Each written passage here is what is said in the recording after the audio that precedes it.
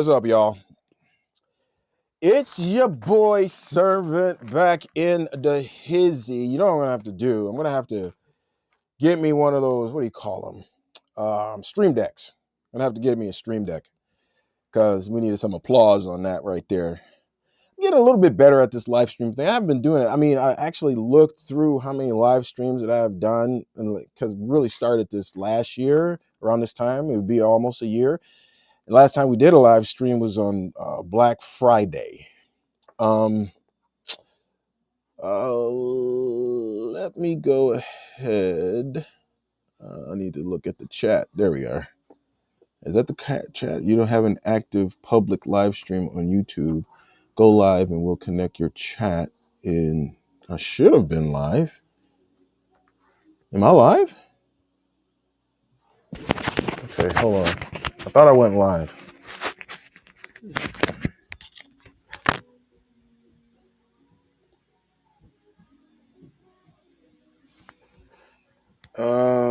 What?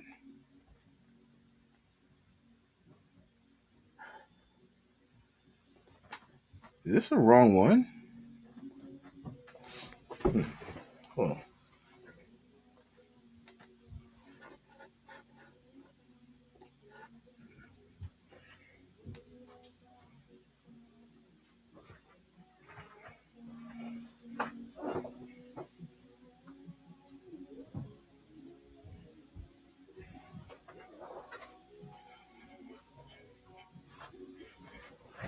I thought I was getting better at this, but maybe not. Because I can't see my chat here. And I got to see my chat for my peeps. Let me see something.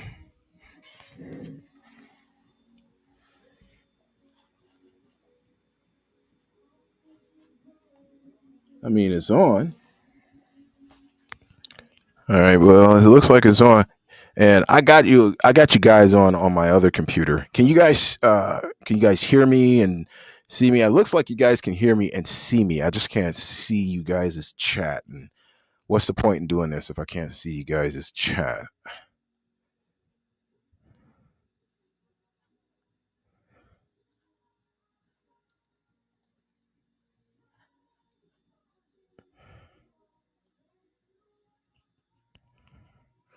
Because it looks like everything else is good to go.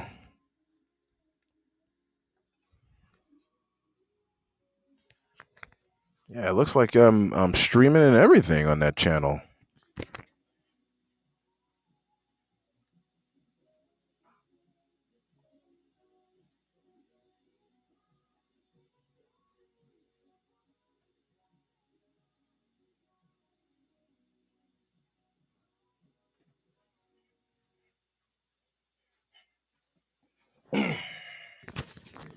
So weird.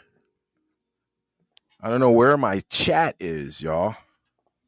And I'm using this one thing called I'm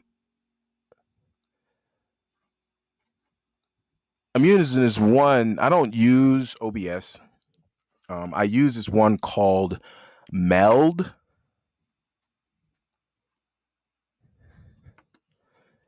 This is very weird. Why do I need to be signed in order to see it? This is very weird. It's odd. Unless something happened with...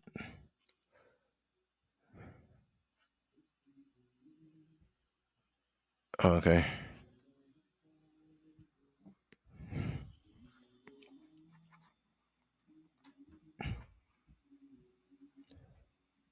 Oh, is it on now? I think I might have figured it out. Maybe. I got something going on down here.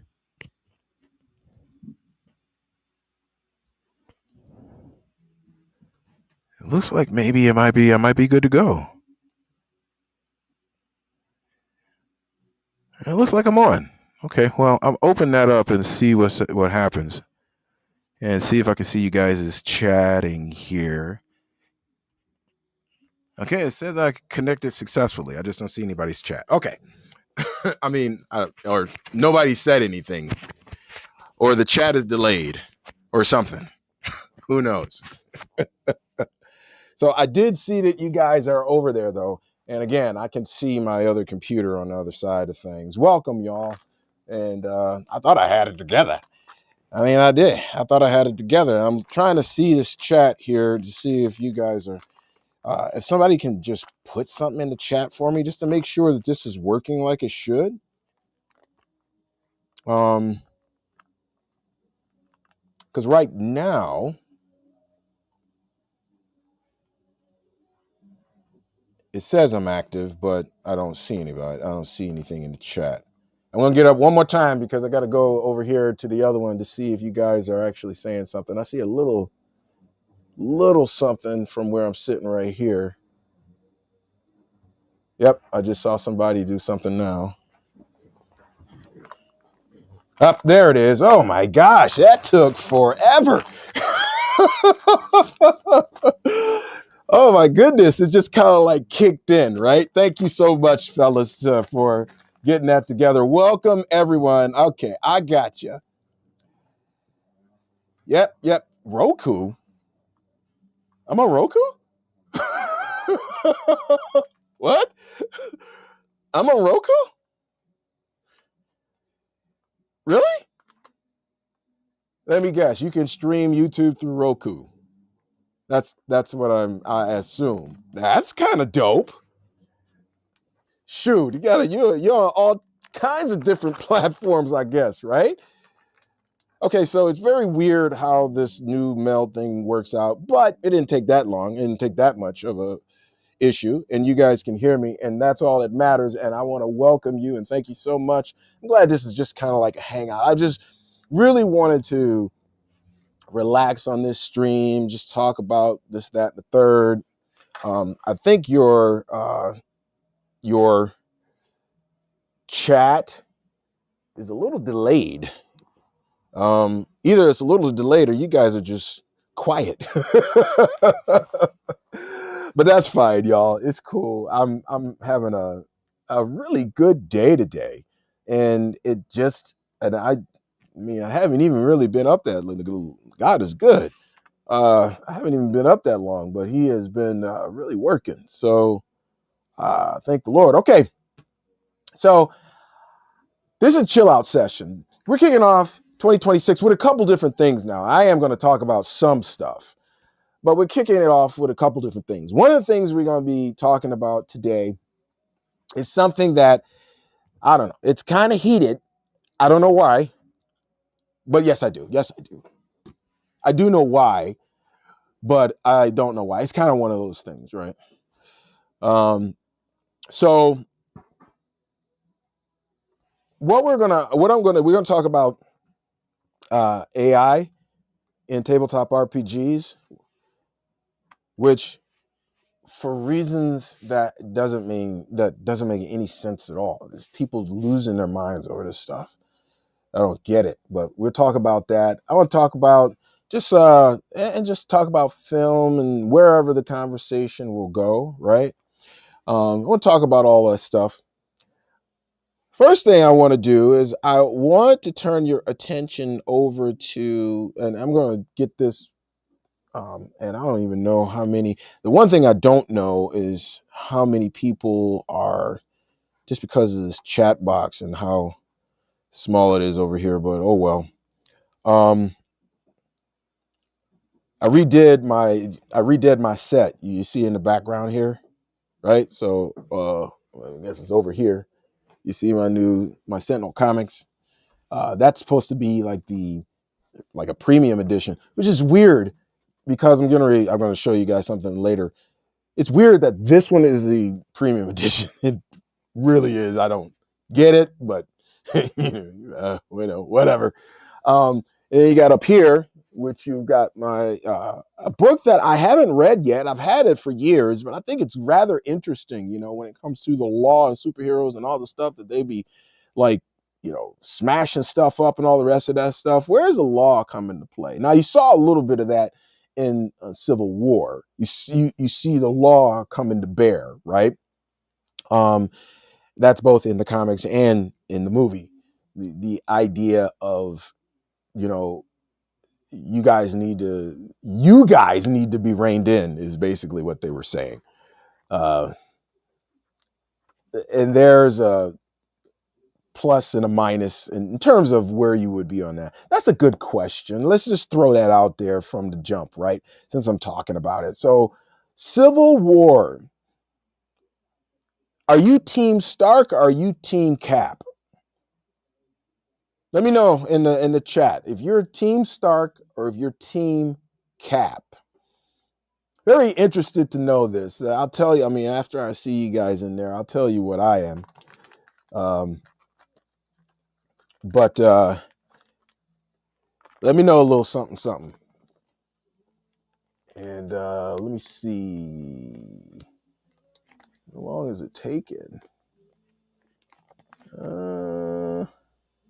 Okay. Oh, I can chat. Captain America. Got one for Captain America. Anybody else? Team Stark or Team Tony or Team Steve? I guess that's another way to say it. Now, for me personally,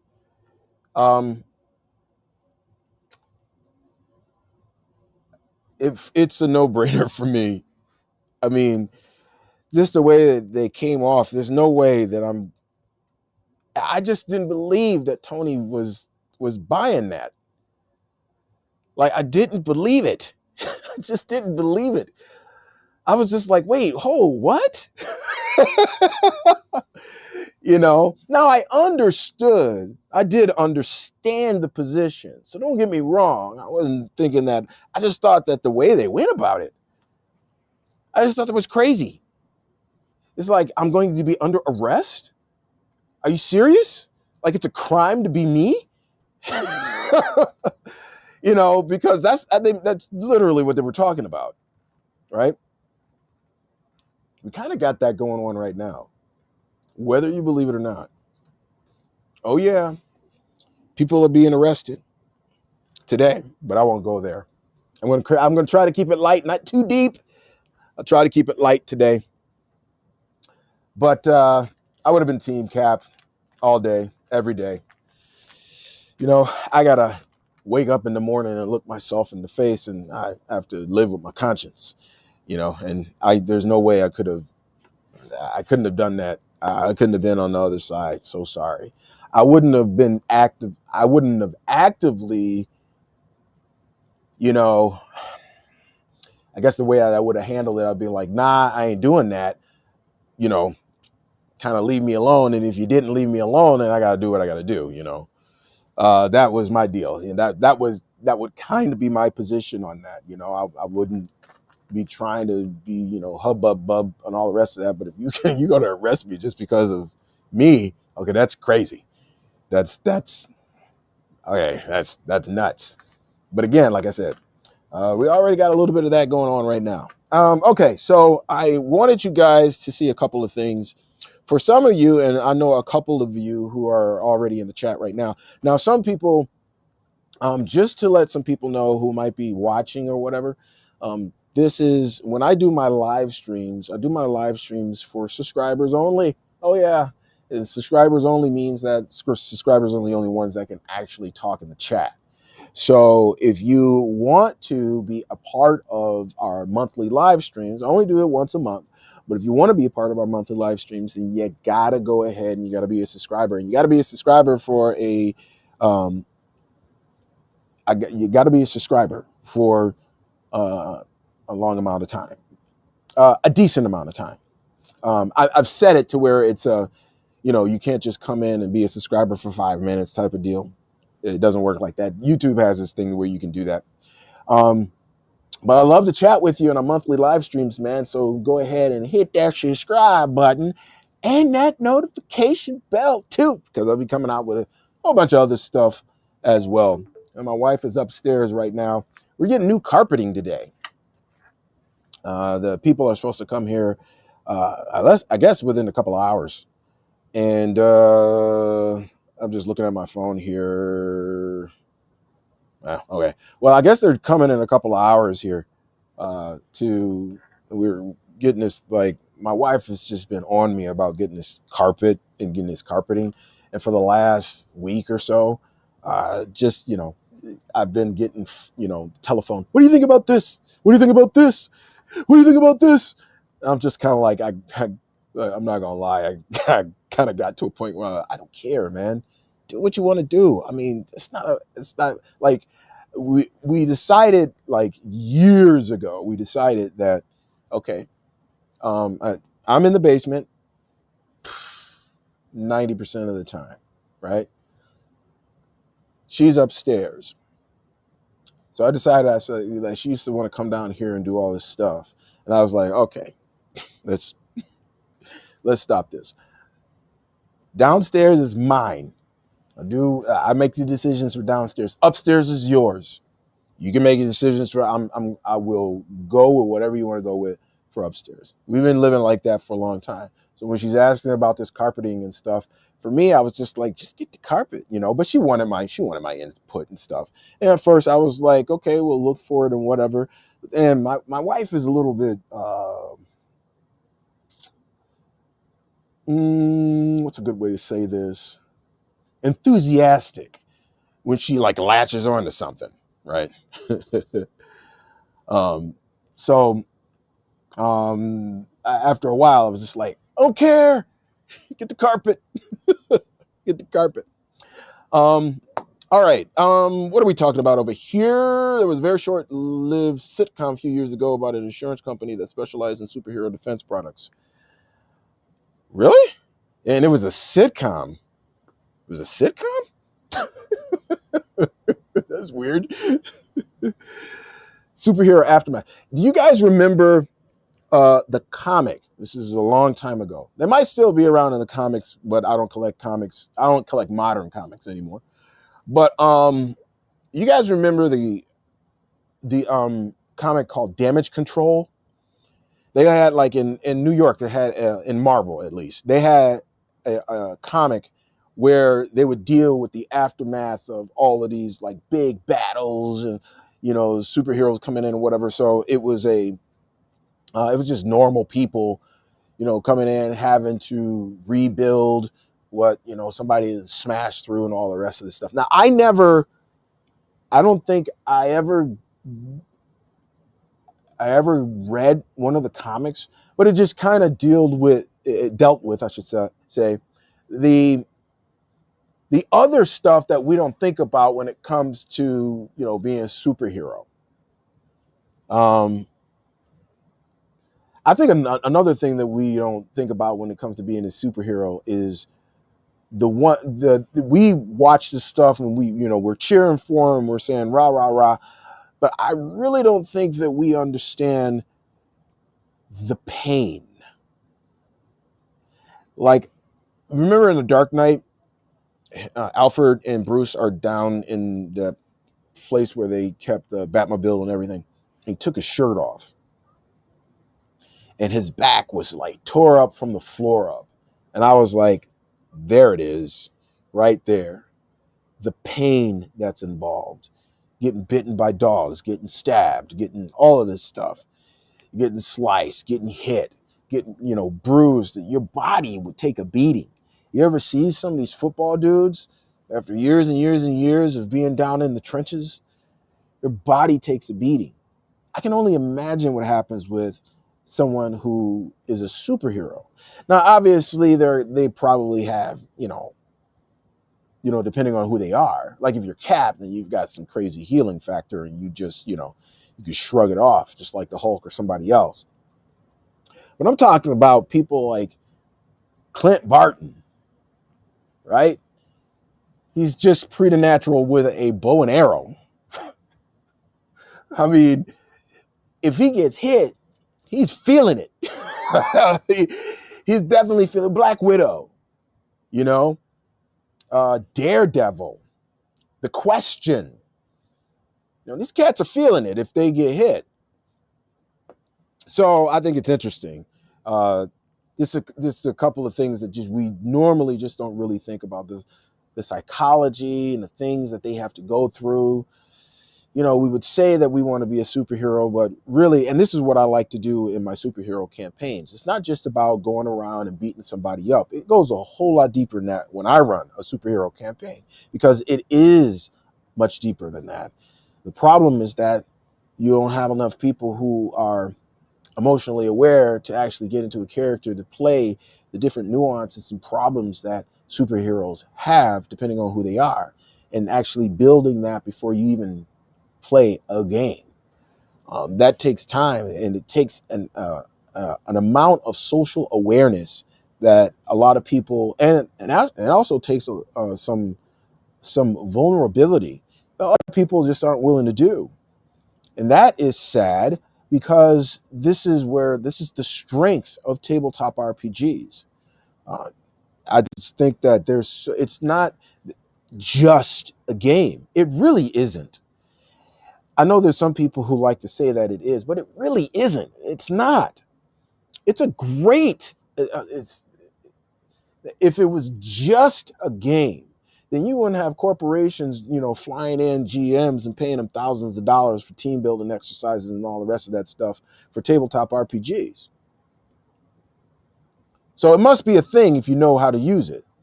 It must be more than just a game, because I'm really sure they ain't paying for just a game. All right. Well, let's do a little something here. So 2026 for RPG Elite is going to be different. It'll be quite different. There's going to be more content coming out, much more content than 2025, right? So I am going to get into a little bit more of the shorts. Not as, I'm not going to go ham on that stuff, but I was experimenting with it at the end, 2025. And so I'm going to kind of make it a thing that we're going to be coming out with YouTube shorts more. Another thing, of course, is the Elite Division.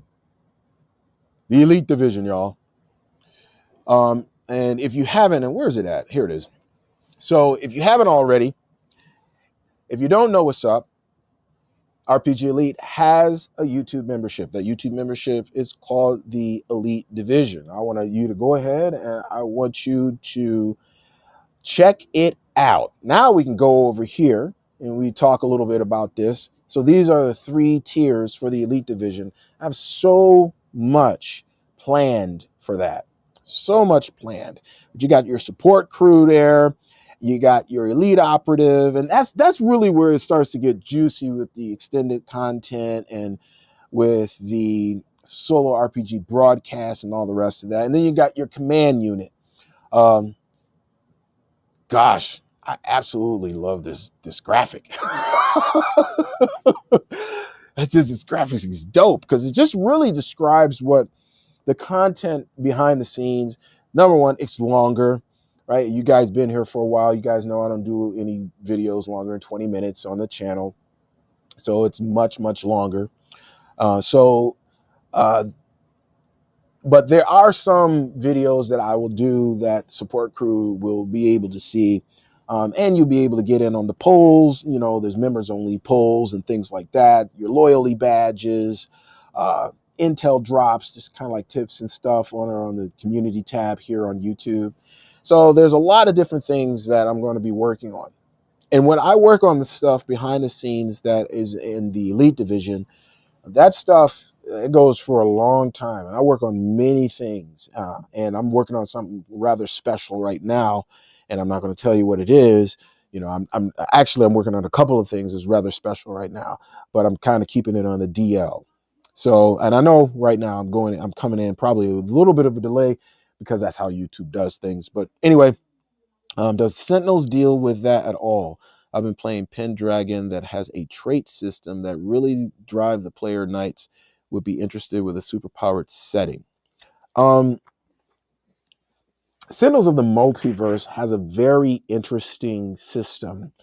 They don't really deal with, and I think that this is kind of most, except for something like Aberrant. If you're familiar with that, Aberrant deals with that probably more than probably any other superpowered tabletop RPG that I know of. But Sentinels of the Multiverse has a mechanic where the environment is actually like a player character. It can get in the way of all the stuff that's going on. So that's that. But in terms of actually dealing with the deeper things of being a superhero, right? Again, the problem is that people don't look at superheroes. They think of the campy, Batman, 1960s Batman, Adam West and all the rest of these guys.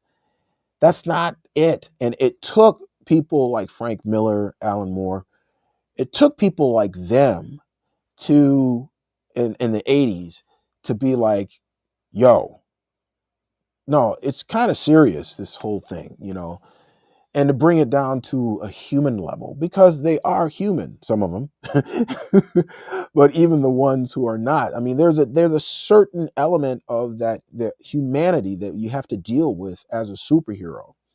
I think the problem with a lot of people when it comes to tabletop RPGs in general is the whole escapism thing. Okay, again, I'm going to say this probably about the millionth time. I do not like to call tabletop RPGs escapism. What are you running from? That's not a healthy mindset. It really isn't. Tabletop RPG should be a vacation, a mental vacation. It's also a great way to team build and things like that and all the rest of this. So it's really positive. I'm not trying to escape anything. I'm trying to relax. Like when I sit down, let's say I sit down and get ready to play something solo. If I sit down, I'm getting ready to play something solo.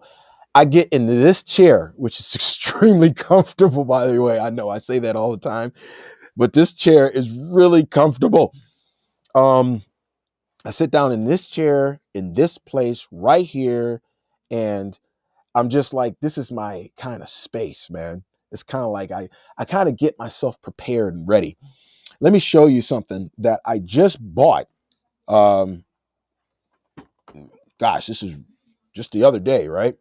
I just bought this. So you see this? I'm going to move this over a little bit. You see this?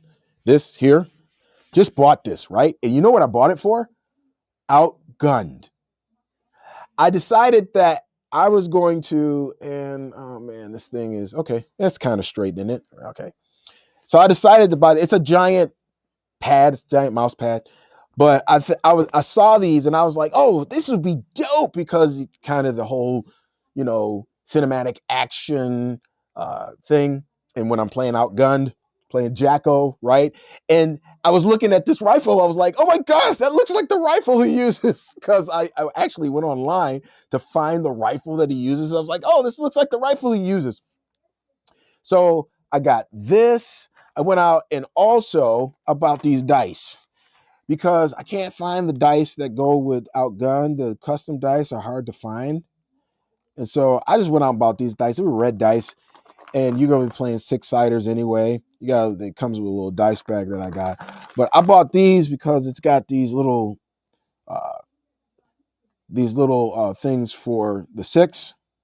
I don't know. It's just like a mask or a face or something like that. You see that? Yeah. So, and it's a 6D system. I just needed enough of the red dice, and the red dice show up better when I'm actually rolling, right? So if I come over here and I roll, they show up better on screen. So you can actually see what I rolled, even if it's, the camera is far away. You can see what I rolled a lot better. So yeah, man, I get into it. I have that. I get into the whole, motif. I got my journal. I got the game book. I got my laptop, which sits here, and that helps me out too. And I'm chilling. This is my chill time. It's my chill time. So I wanted today to be exactly kind of the same way, just kind of like, I'm not going to do any showcases. I just wanted to talk to you guys about what we got going on and all the rest of this for RPG Elite, and just kind of hang out with you guys. Now, so yeah, I've got some, and every time, that just going off the top of the mind here. So when I change things up, right? So when I do Vaesen, because that is coming, I am going to continue with the Kelobalandemu because I love that character to death. So I'm going to continue with the Kelobalandemu in Vaesen.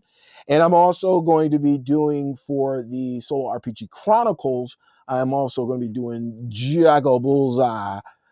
Bellamy, I'm your Huckleberry. Yeah, I'm going to be doing him also in a solo joint. So those are two things I got. And plus the fact that we are starting, the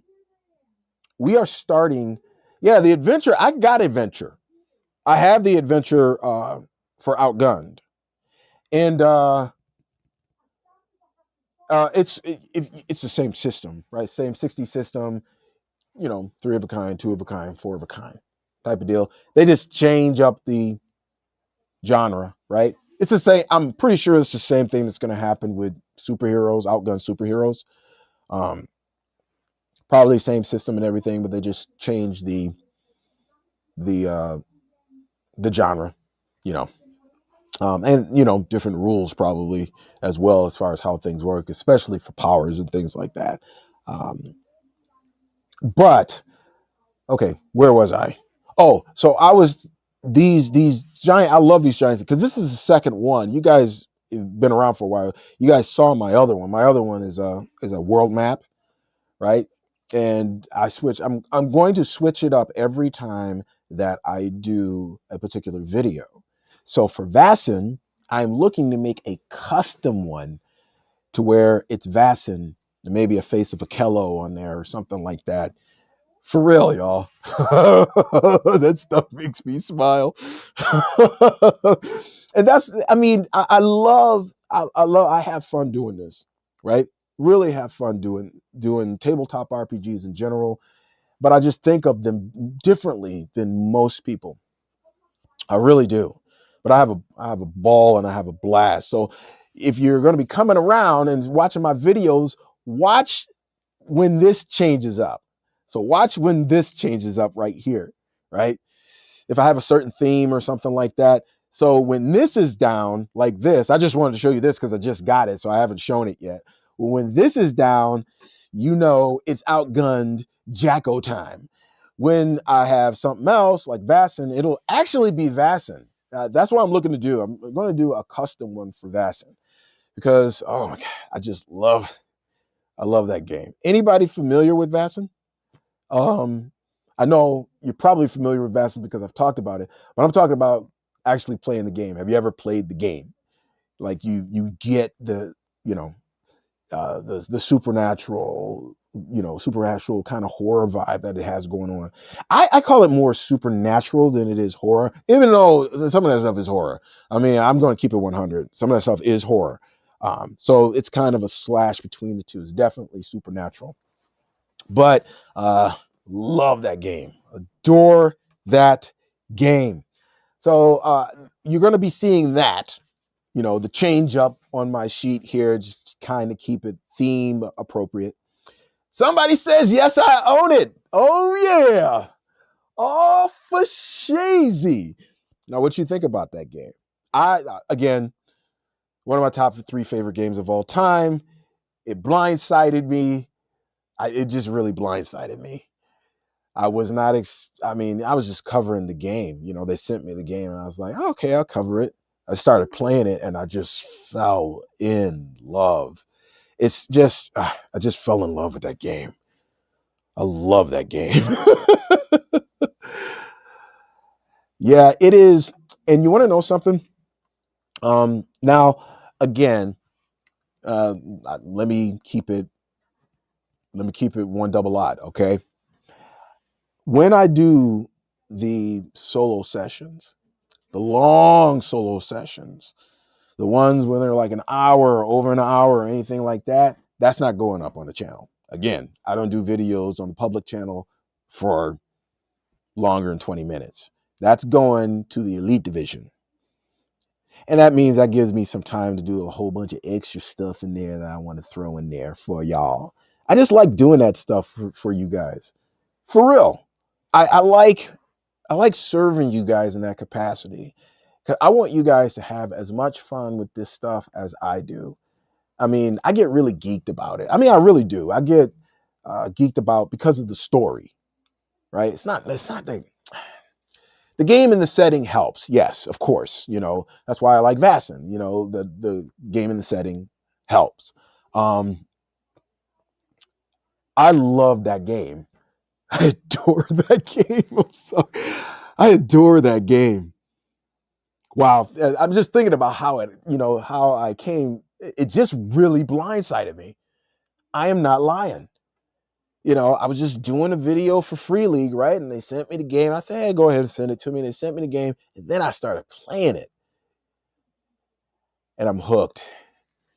I'm hooked for life. Like, if I wasn't doing RPG Elite, there's only 3, maybe 4 games I'll be playing right now. And they're my top 3. I'm keeping it one double lot. That's it. That's all I'll be playing, right? So I'll be playing Classic Marvel Advanced. I'll be playing Cypher System. And I'll be playing Vaesen. And I might, and kind of tied for 4th place here. I might be doing some classic DC Heroes tied with City of Mist. Because City of Mist is the bomb. I'm playing City of Mist right now. I'll say, not yet on Vaesen. Moving through Free League stuff, but just swap from Forbidden Lands to Coriolis, Vaesen Starter, or One Ring are next. Yeah, they got that new Vaesen Starter. I have a box over here. It's been sitting over here for. I'm horrible, y'all. I'm so bad. Like, I just did a video the other day on a co-op game, because you will see more co-op games and more co-op play sessions, especially for Sentinels of the Multiverse. And the reason that I'm doing one for Sentinels of the Multiverse is because you can play a campaign. Like, they literally have it where you can play a campaign for Sentinels of the Multiverse, the co-op one. And you can play it solo too. Super cool. But I have Forbidden Lands. I haven't really looked at it. Now, those of you who've been here for a while, you guys know I have the One Ring, and I have both 1st and 2nd edition. And I just like 1st like 50 times better. But hear me out. If you go to try to find 1st edition right now, you're going to pay more than a little bit of money. I don't know what happened during the Kickstarter. I remember this. During the Kickstarter, we were looking for 1st edition stuff when the Kickstarter for 2nd edition was happening. Bro, I don't know what happened. They nuked like everything except for some people who were selling their own version of their own 1st edition stuff. They like nuked it off the internet, and it was like super expensive where we could go and find like 1st edition for the One Ring. Like I said, I have 1st and I have 2nd edition, and I'm not a fan of 2nd edition. Like, I'm not a fan.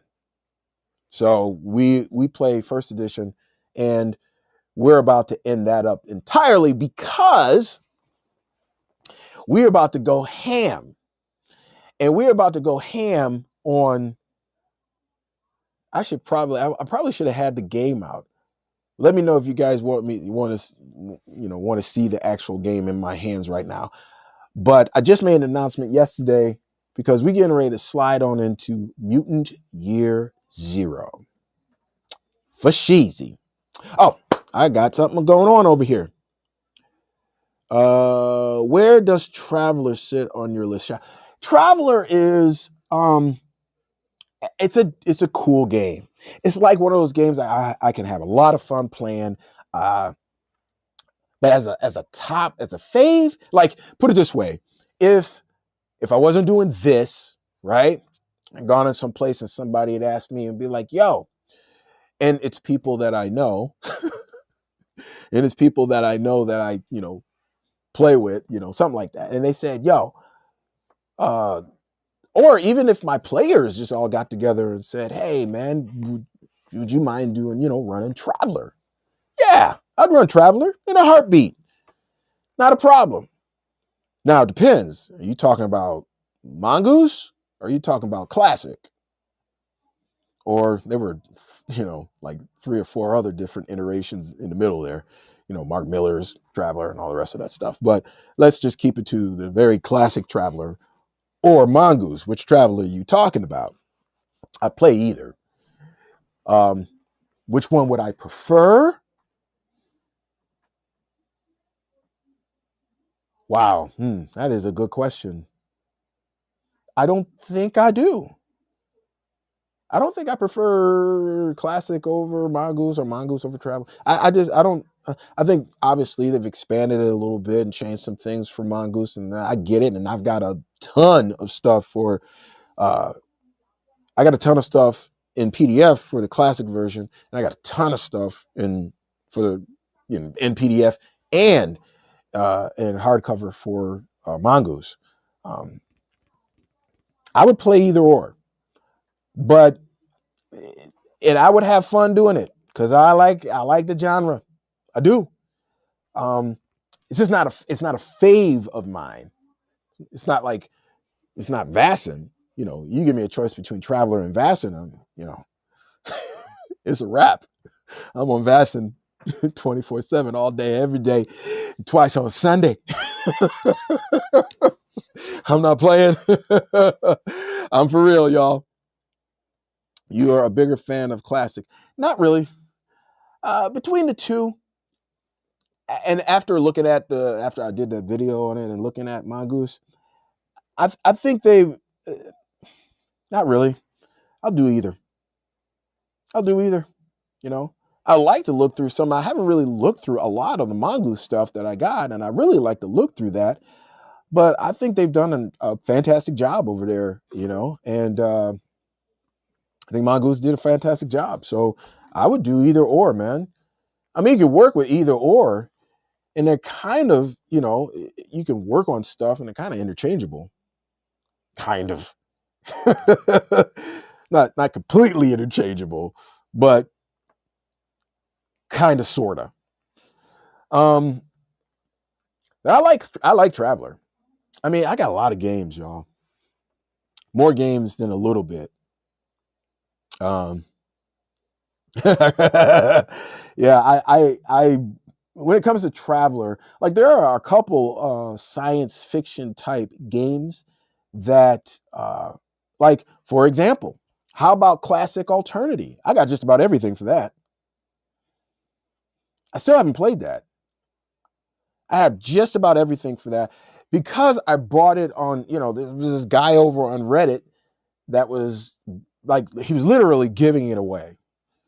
And he said, yo, I don't know why he was giving it away. He gave it away. He goes, all you got to do is pay for postage. So I was like, say what?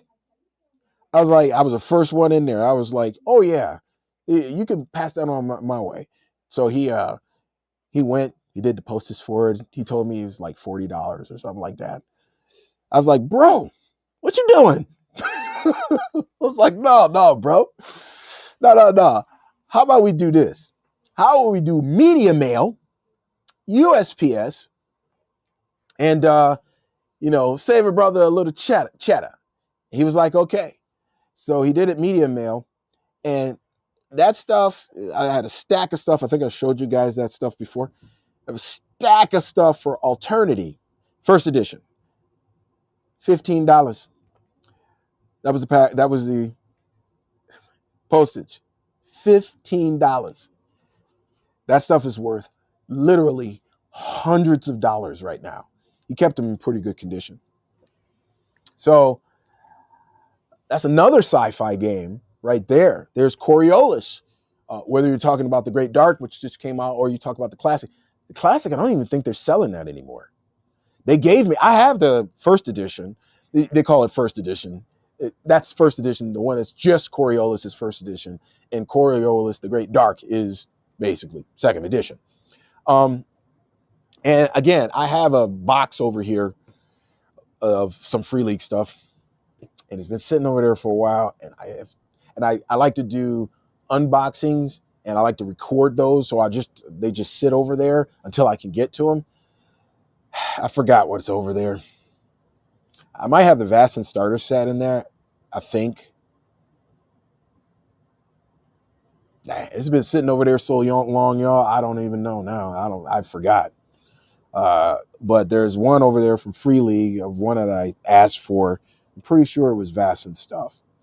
Because I gotta have all my I got everything for Vaesen. Everything. That's my game. Let me go back here. You guys saying a little something. Thank you so much, because I want to interact with you guys. You guys, one of my group's GM started with that and loved it and says he'll never go back for some reason. Oh, okay. So he started with Classic Traveler or start with Classic and then went to Mongoose and said he'd never go back. Yeah. I mean, I can see why, knowing about both, I can see why he'd say that. I like playing classic. I like playing classic games just for a couple different reasons, for the nostalgia, and also like the systems that you had to work through, and sometimes to add my own stuff that would preclude me from adding it to like a newer system, So the classics are still, they're still here with me, and that's another thing. Before I get to your comment, so hold on, I'm gonna get to your comment in the chat right here in a second.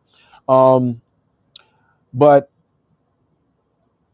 I haven't done like classic stuff in a while, and that's one of my pillars, man. I need to get back to the classic stuff. However,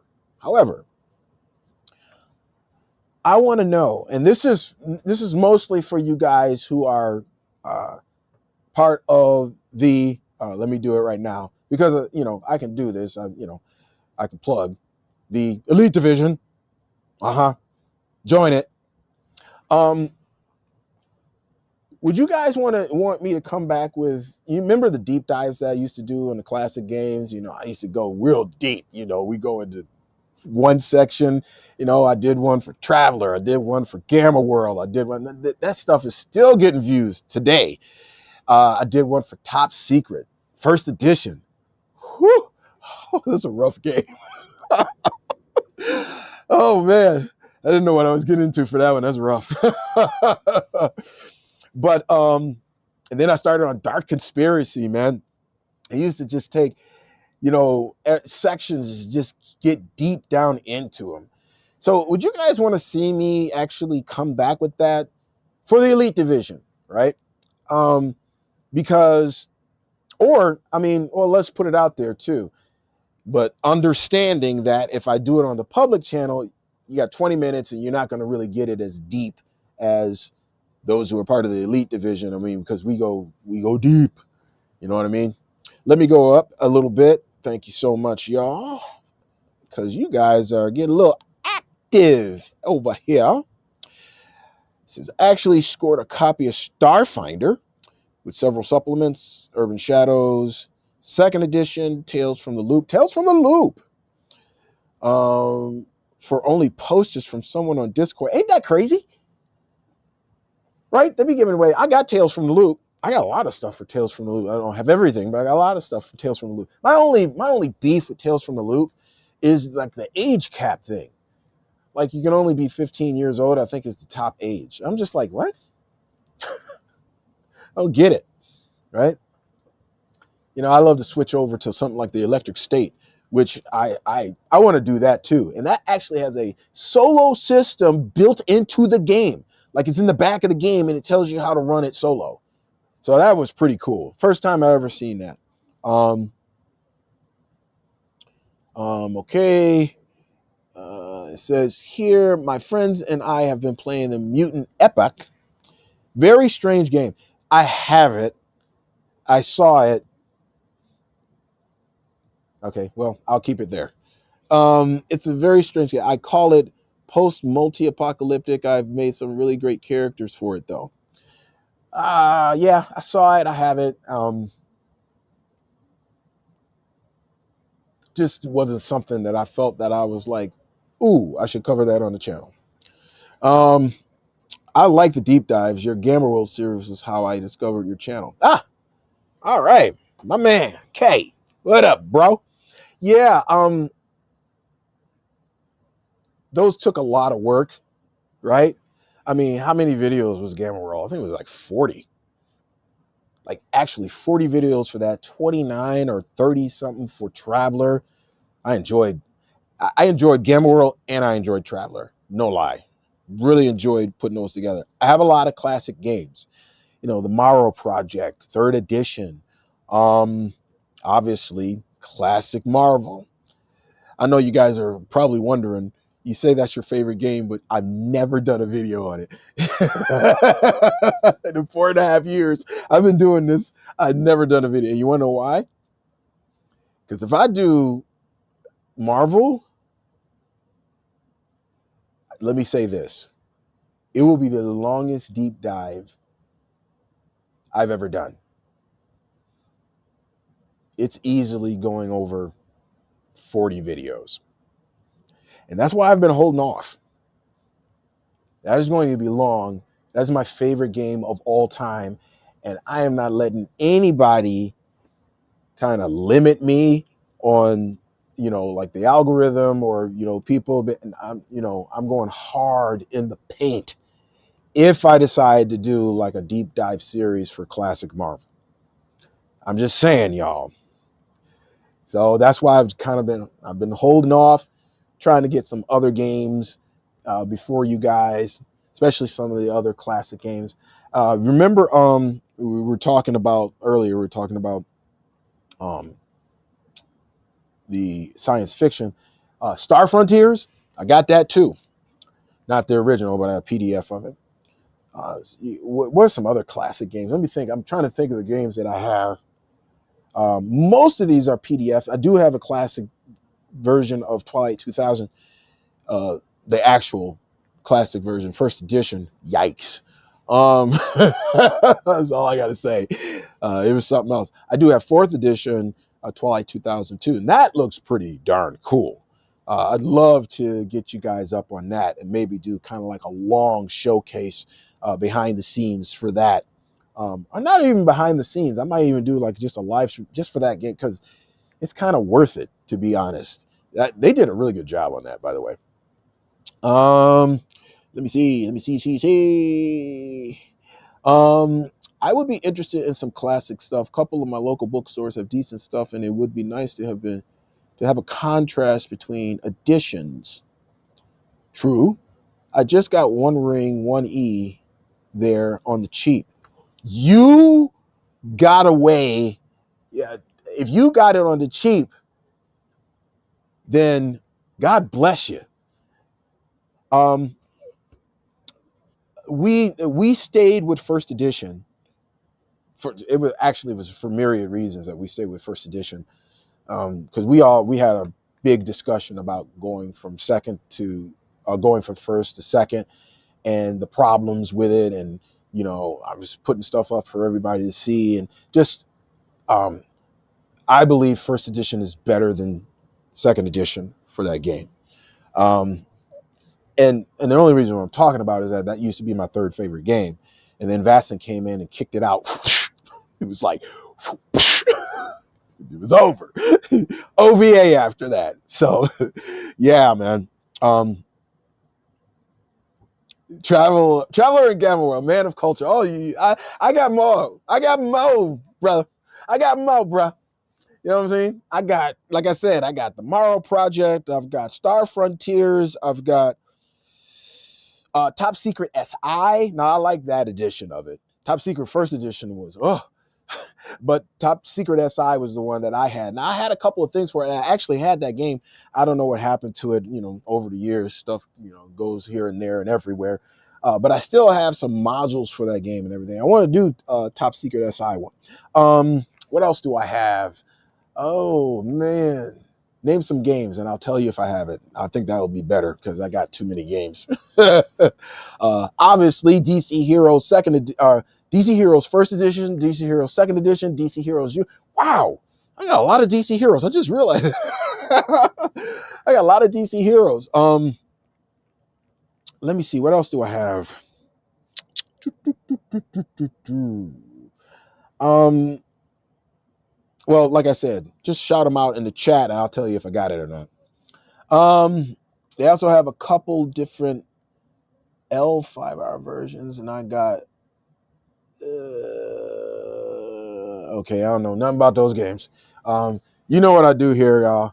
We keep it, I'm do the only reason why I'm talking about the One Ring is because that was my third favorite game, and now it went bye-bye. But I like to keep it on brand here. And what is brand? What is brand? Come on, everybody, say it together. Non-fantasy, alternative genre, tabletop RPG. So that's what I like to cover. Like, Outgunned, which I'm having a ball playing, by the way.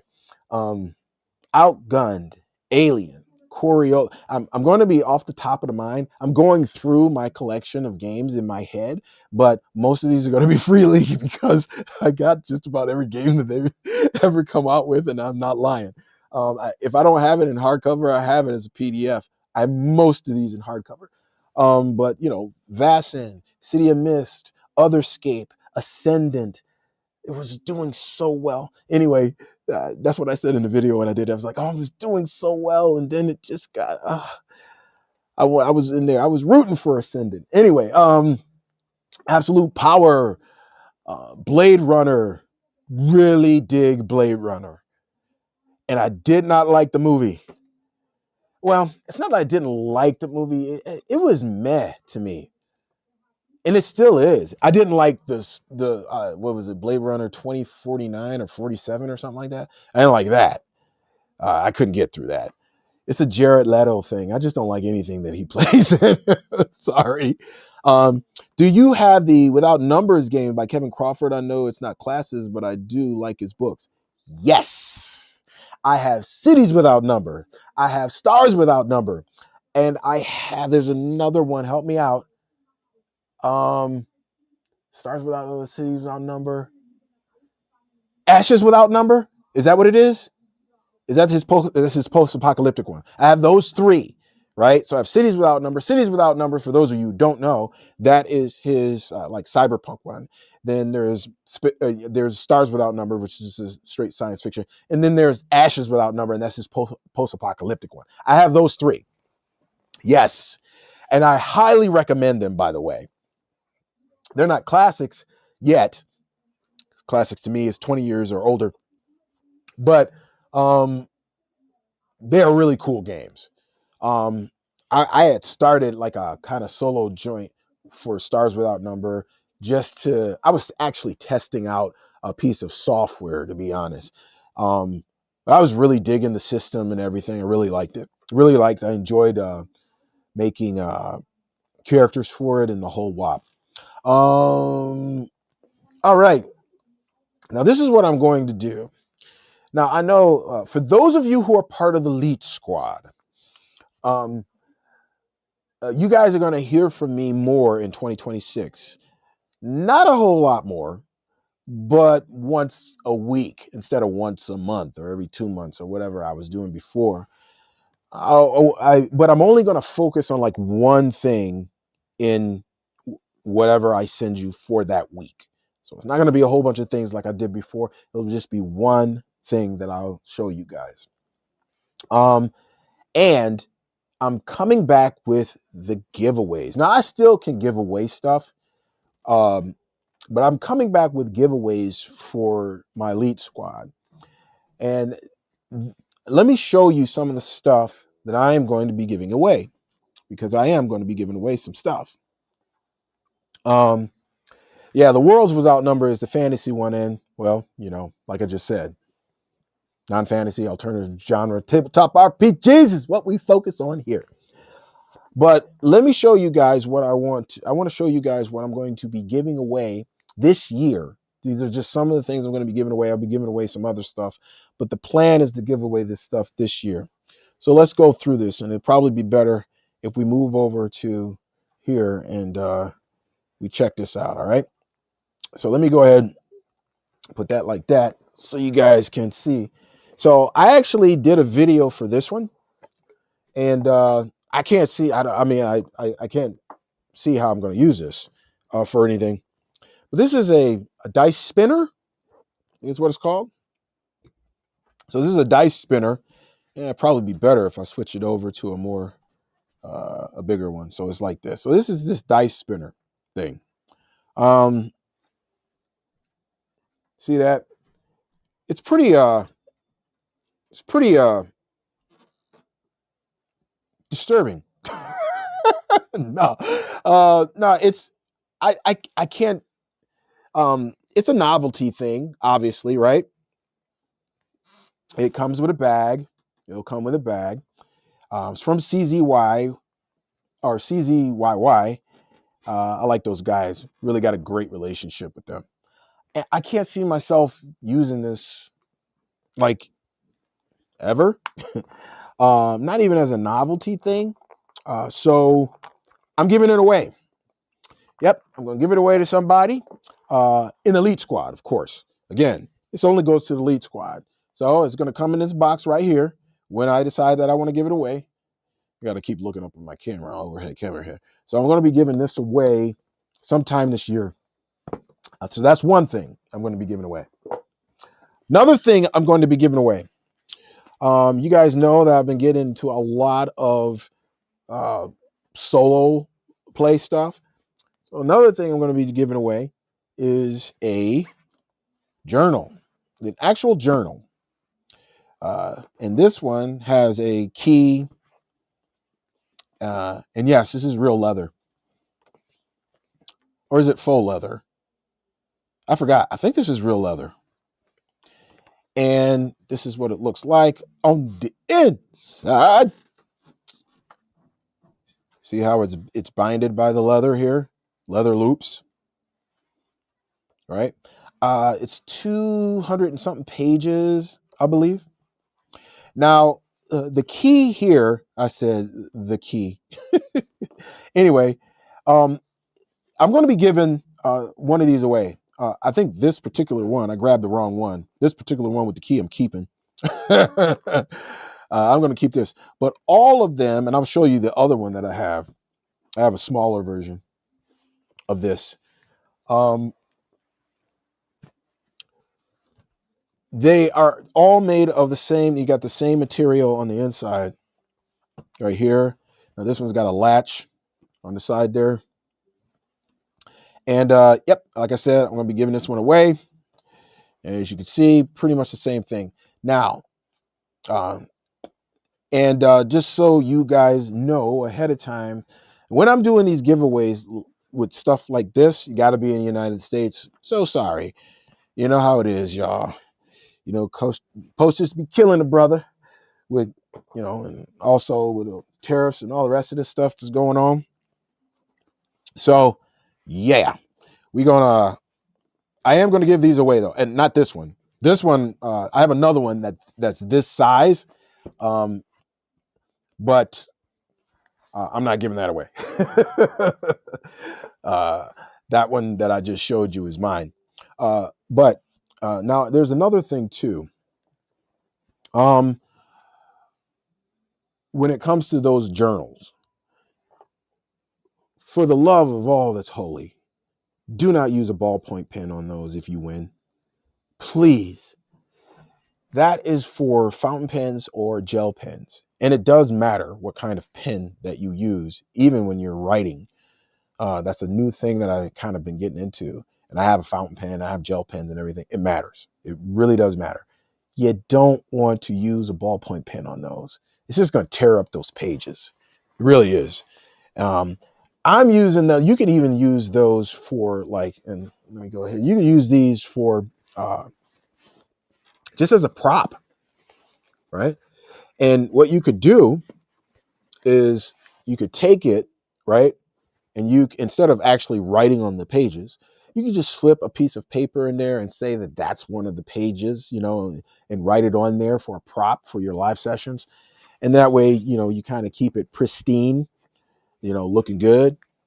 So that's another way you can use it as a prop, or you can use it for your solo games. Let me get to you guys over here. You guys have been saying a little something. Let me see. Thank you. I'll check out. You guys talk about that. You talk about that. It's very Price is Right vibes. The system works better when you roll more dice than it normally. Okay, so you guys are talking amongst yourself. Okay, go ahead, do your thing. All right, so another thing that I'm going to be giving away in 2026. So those are two things. I'll be giving away two journals, not at the same time. I'm going to give away one journal and then I'll give away another journal. But I got another one for you, y'all. This one is a little different. It's kind of cool. I like it. But this one is a dice storage unit. So let me show it to you.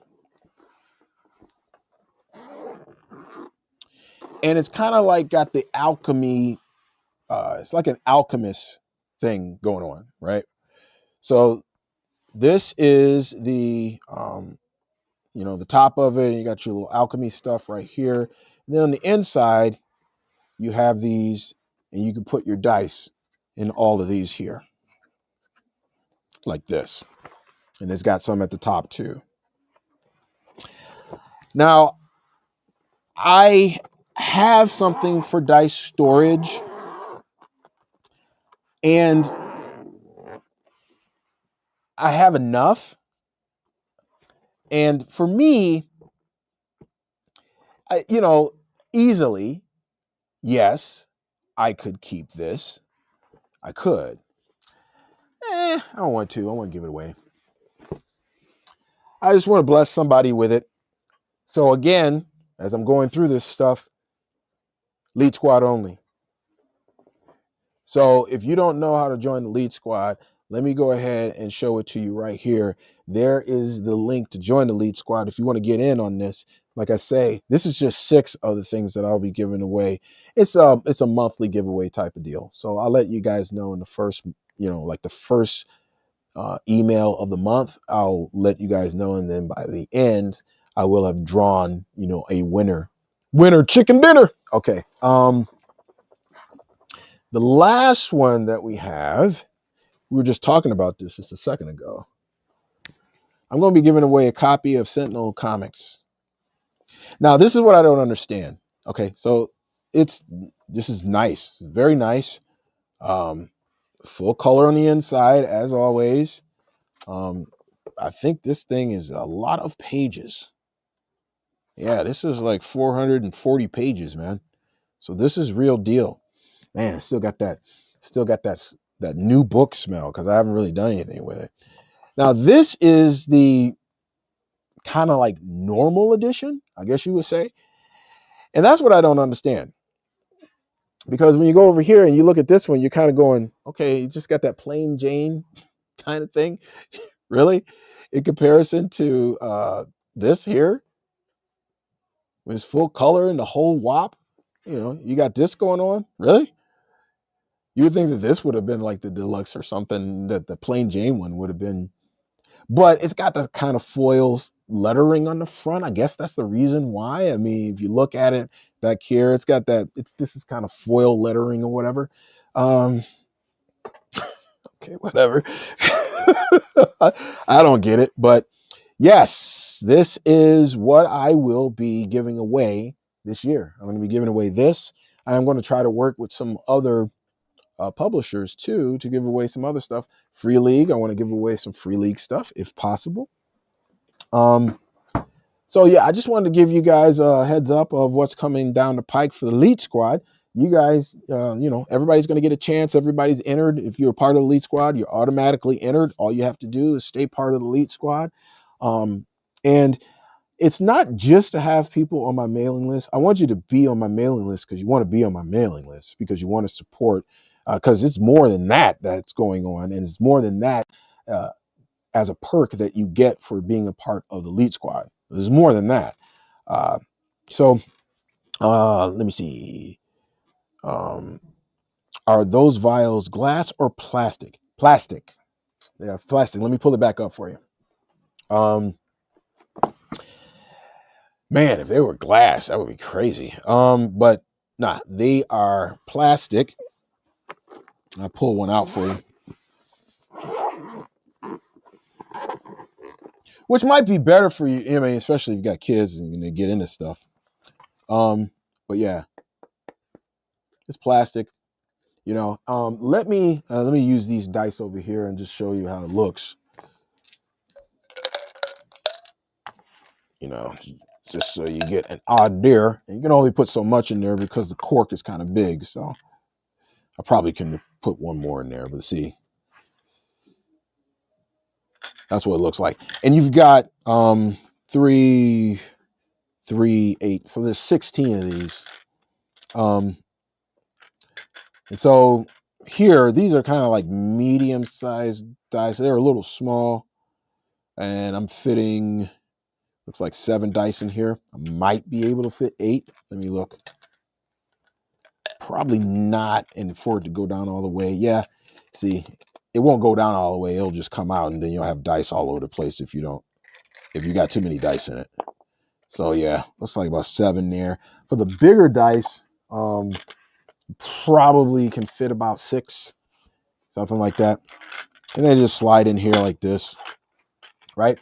So if you just need your 6-siders or your 12s or your 8s or whatever, you can just kind of carry them around. You can carry around your whole collection and not be like just one big thing. And remember those big things that cats be carrying around, big old plastic things with all the rest of it. They're keeping it organized, but it just doesn't seem, I don't know, it's not as cool looking as something like this.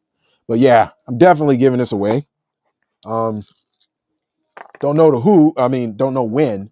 I might save this one for, I don't know. I don't know when I'm going to actually give it away. You know, I don't know which one is going to be first or third or whatever. It's, you know, depends on what rocks my boat. But yes, I'm definitely giving these away. Those are plastic. This case is kind of the outside is,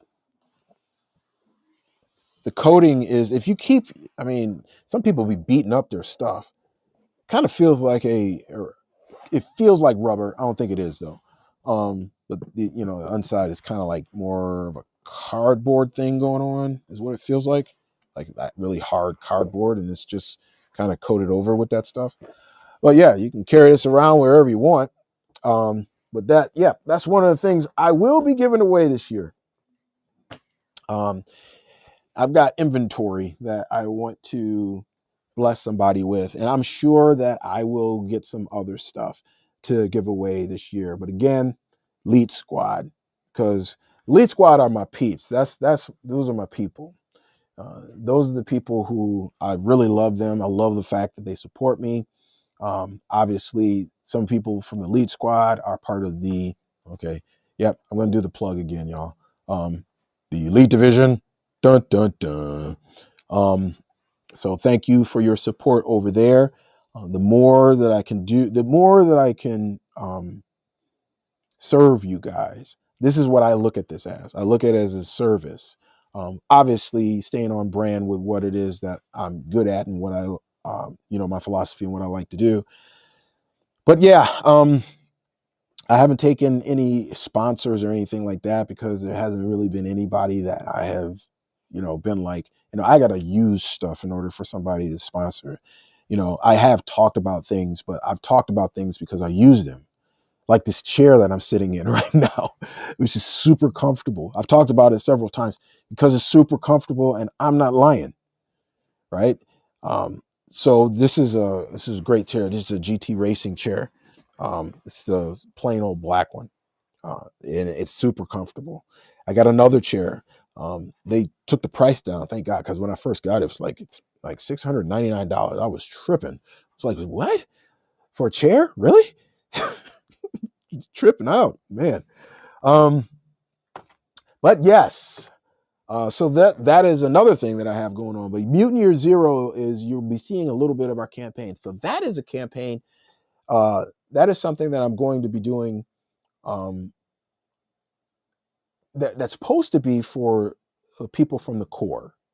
And I want to welcome, officially, I want to welcome my man Rat.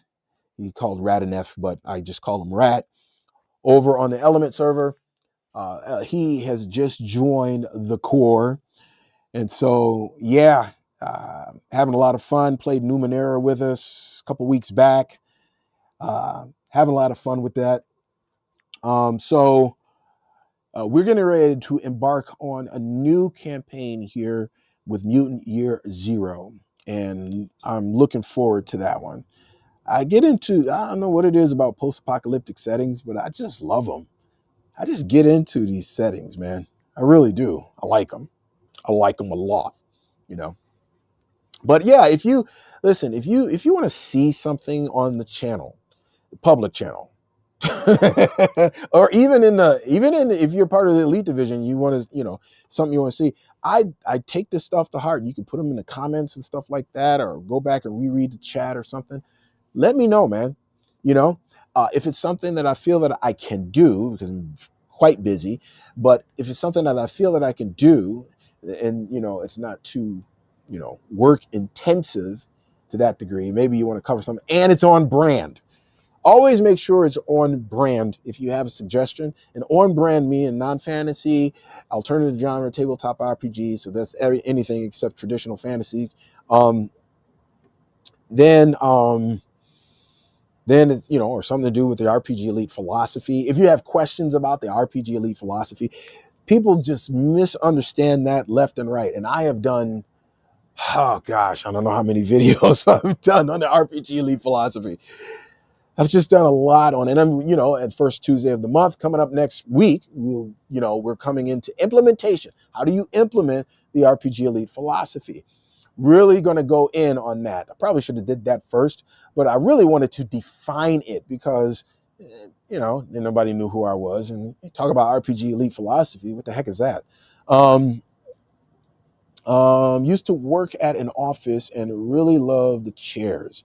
Looked into it and they cost like $2,000 each. I can see why you don't own one. Now the chair that I'm sitting in right now, just to let you know, I think it's $150. I think this is $150 over on Amazon. Which I was shocked. I was like, what? They can get away with charging more for this chair. I just didn't get it. Like I said, the other chair that I have over at my main computer, that costs like, when I first got it, it was like $6.99 or $7.99. I think it was $7.99. And then they hacked that down. Now it's, I think, $4.99, which I still think is really expensive for a chair. But I will say this about that chair. That's my Autofill gaming chair. It's got some back support on that is out of this world. Like the lumbar support is like sick and ridiculous. And it's got, I don't really use it, but it's got cooled seats and it also has heated seats, and they also have but this has the thing that kind of goes out and you can rest your legs on. It has that. It has, adjustment going up and down. You can adjust you can adjust your armrest any way you want. You can go in and out and up and down and all the rest of this stuff is crazy. So I get it. But when they first came out with that and it was like $7.99, I was just like, oh, bro, I'm glad I got this for free because there would have been no way I would have paid for that. Wow. And you got to understand something. It's not that I can't afford it. I could have paid for it, but it's just like, I don't know. Maybe it's worth it. I don't know. I don't see a chair being worth that. It's not like a Lazy Boy or something like that. That's just me though. I'd love to send you a copy of our TTRPG, not for review, but to get your honest opinion on what my wife and I have done so far, free of charge, of course. Is this a physical or is this a PDF copy? Because what I would do is that if you're just sending me something okay, so let me say this for those of you guys who have like material, you're making a game or maybe an accessory or module or something like that. I don't have any problems covering stuff as long as number one is on brand. You can go to the RPG Elite HQ, which is rpgelite.us, rpgelite.us. If you go over there, you go to the About page, it has there the guidelines for, whether I'll cover something, what I will cover. Now, if it's something that doesn't fit in line with um, if it's something that doesn't fit in line with the brand, which normally means that it's probably some kind of fantasy game, um, then obviously I'm not going to cover that. But if you just want like my opinion or something like that, well then sure, go ahead and send it over. What I would suggest though is just send me a PDF of it, because I don't want you to waste the postage and stuff and all the rest of that stuff. If I really thought the game was like dope and all the rest of that stuff, then I would just ask you later on, hey, go ahead and send me a physical copy of this. I think I'd like that. So yeah, you can go ahead and just send it to me just send me an email, shoot me an email, and go ahead and send it to me, and I'll take a look at it when I can. Now listen, I don't like to give dates or anything like that. It might be a while. Bruh, I am going through emails from I don't know how long ago. I was going through them the other night. I think the last one that I went through, I was answering stuff that was from April of last year. Now I'm hoping not for it to take that long, y'all, because I'm getting caught up here. But I'm just saying it might be a minute, So you might want to like nudge me a little bit if it's take a little bit too long, and you're wondering, if I looked at it or not. But don't be afraid to send me an email, man. I love hearing from you guys. Have to bail. Catch you later. See you later, Kev. So yeah, y'all. So we've got a lot of things. We've got more emails, more YouTube shorts, giveaways that I'm going to have this year. Long stuff behind the scenes. I got some special stuff going behind the scenes. I'm going to be launching 2 things this year that they're up front, they're work intensive. But once they're set up, they're good to go. So, but it's just going to take a minute to get those set up. I'm going to keep that on the DL. So that's as much as I'm going to say about it right now. It's science fiction cyberpunk. Oh yeah. Well, you can definitely send that through. Let me take a look at it. Oh, for real. Because if it's good enough, then I am going, like I said, I will ask you, I'll be like, yo, send me a hard copy of this. And if I ask you for a hard copy of something, that is your cue that he's going to cover this on the channel. That's the only reason why I asked for a hard copy, is to cover it on the channel.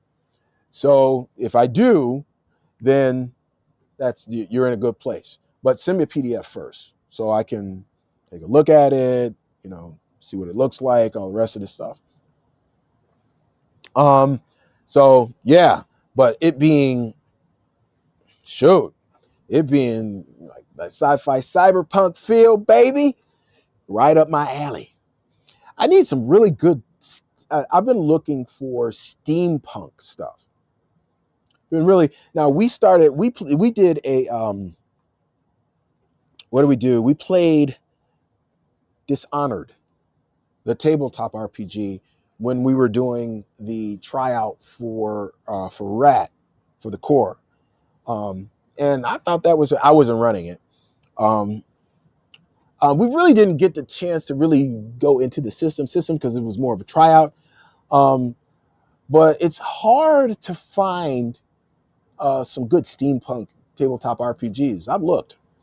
You don't have a whole lot of them, and I'm looking for them. About the only thing that you can do is maybe have a system like Cypher System or something like that, where you just use the system and kind of create your own cyber or your own steampunk deal. But that's what I'm looking for. I'm on the lookout for some steampunk. So if you guys find something, hit me up. Be like, hey, yo, servant, hit me up in the email. Or if you're over on the Element server, that's pretty much probably the best way to hit me up. But you can only be on the Element server if you're part of the Leet Squad. And how do you become part of the Leet Squad? Let's do this one more time. Go right down here, right? So what it would be? It would be right down there. Right down there. You'll see the place where you go and you sign up for the Leet Squad, and you get all up in it. And then you'll be able to go and come and join us over on the Element server over there. It's just a small handful. It's just a handful of us, very chill, very relaxed, no drama. And we're talking back and forth about a whole lot of stuff. So yeah, that's a plan. That's a plan for 2026, y'all. And I have, and I'm really, this year is going to be so different. And I'm thinking, I got a feeling for this stuff, right? It's kind of like when I saw the trailer for Superman versus Batman or Batman versus Superman, and I said, that movie's going to bomb. And it did.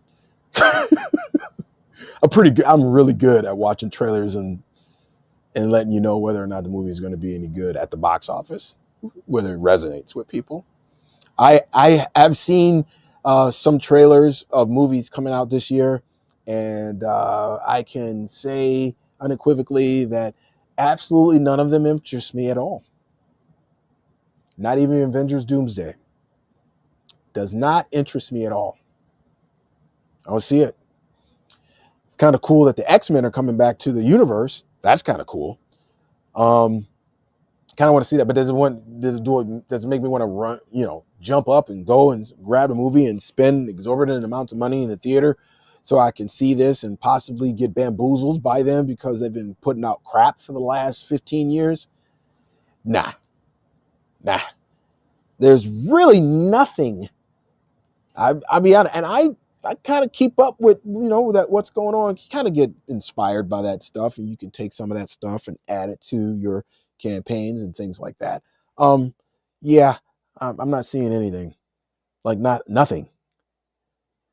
Y'all, I went to the theater. Last time I went to the theater, I saw this one movie by Angel Studios. I forgot what it was called. Before that, it was another Angel Studios one. It was one with Jim Caviezel in it. And before that, it was, I believe, Endgame. Avengers Endgame. I don't go to movies anymore. It's just nothing that interests me at all. And even when it comes to watching like television programs, hard to find a good television program.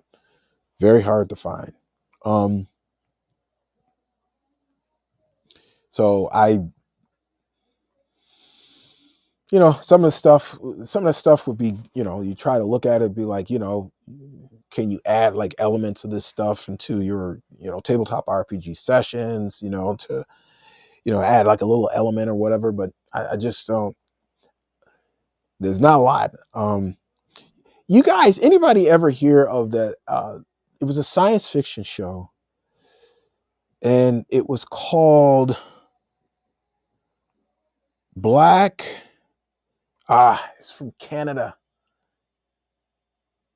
Oh man, I wish Tom was here because he remembers the name. I can't remember the name. It was a Canada television show. It was on for 2 seasons.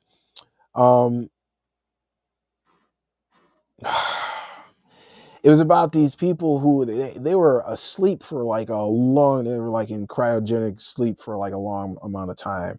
And then they woke up and they're like criminals or they didn't know one another or something like that. It was a good show. Man, what was the name of that show? I forgot the name of the show. But can't even get it on DVD, man, or Blu-ray. Because that's what I do. I pretty much watch the things I want to watch, the thing that interests me. I have to go to my my DVD Blu-ray collection. Yep, I still collect Blu-rays and DVDs because I didn't drink that Kool-Aid about streaming being the next big thing. I didn't drink that. And now with streaming, you got to watch commercials. It's just like, yeah. The only reason why I'm watching stuff on Prime is because I got Prime for when I get stuff for when I'm buying stuff on Amazon, so that automatically comes with it. So that's kind of worth it. But most of the stuff on there is absolute junk. Like the things I've been watching on Prime has been like old Columbo. That stuff came out when I was like, I don't know, 6 or 7 or something like that. It might even been, actually, I was like 4 years old or something like that when he came out. So, but I remember growing up with, my parents watching Columbo, and now they've got that on, and I've been watching it. And that's when shows were like a lot longer than what they are now. It's like over an hour long or something crazy. Let me look over here. It says, I came across the Association of Ishtar, which is an alternate history dimensional steampunk thing that is under construction via a Discord. But that's about all the steampunk I know of at the moment. Dark matter. Yes. Dark matter. Thank you. I knew y'all would come in for me. I knew y'all would. Yeah, dark matter. Such a cool television show. 2 seasons. 2 seasons. That's it. I was seriously digging that show. Who knows? Who knows? I don't know why they always do that with shows, that the really good shows, right? All right. There's one right behind me. What is it? I'm going to do this right here. It's right here, right? Right here. See that one? That show was amazingly good. Like, that's one of my favorite shows of all time, bar none. Fringe is absolutely sick. It was sick. The 5th season was weird. I'm going to give you that. They went off book on that. But the first 4 seasons, oh my gosh. I've been itching to rewatch them all over again because it's so good. The show is so good. They always do that to television. The Dark Matter came and went. And I was like, what's up? I'm sitting up here waiting for the 3rd season. I have to do research and all the rest of this stuff. They ain't coming back. I'm like, here we go again. Here we go again. They're not coming back. They do this to all the shows that I like. I don't know what the deal is. I don't get it. Oh man, but yeah, Dark Matter, man. That's really cool. That was a really cool show. Really like that one. I haven't seen I haven't seen my man online as far as the Rippaverse. Indie superhero comic company. I you know what? I was rooting for him when he came out, when he was getting ready to, he announced he was coming out with it. And I was just following it then because I could see, he went over $1 million, went over this, went over that. And I was just like, thank you. I was rooting for him, man. This is what we need with tabletop RPGs. We need more people just getting out. With everything that's going on right now, there's really no reason for you not to get out there and get it done. Y'all know where I live. Hello, right here. And we're not in a good place when we don't create, because of us being created by the creator. And since we are made in his image, then yes, we're not in a good place when we don't create. And I think more power to everybody who wants to go out and create a tabletop RPG, or to create an accessory, or to create a module, or whatever. We need more of that. We need more of that for a whole bunch of different reasons. And y'all know where I stand on, a lot of the different things and the craziness that's gone on in the last 15 years in the space and just in the culture at large. But we need more people like the Rippaverse, and we just need more people just putting it down. Do your thing. We need more Kevin Crawfords out there. Like, Kevin Crawford he just goes out and he's just like, I'm just going to make my own game. I'll do it. Bye. And the guy that makes the solo games for Candlenaut, it's you can look that up. But he did the game Entity. And he just came out with something else too. And he's just coming out. He's just like, I'm just going to do my thing. That's what we need right there. We need like much more of that. So that's why when people come up to me and they ask me to be like, yo, will you look at this for me? I'll be like, yeah, man, I'll give you my opinion. Now, y'all know it's Uncle Servant when it comes to that. And I try to give it a little bit of grace. So I'm not going to sit up there. I'm not going to tear it apart. but I will give suggestions in terms of how things that, I would change, because I look at all kinds of stuff in terms of, I look at the design, I look at the formatting, how you got it together, how you packaged it, all that stuff matters, so I'm not just looking at the system. A lot of people, they spend too much time on the system, but you got to spend time on the whole kit and caboodle, the entire package, the look, the art, the formatting of the pages, the design, everything. You got to bring it all together. Yeah. And he also says, monetize your haters. I love that one. Because I do have a couple of haters over here. I know you guys know, there's one person who comes, and any chance that they get, like if I show up in their feed, I guess, they downvote my video. There's always like one person.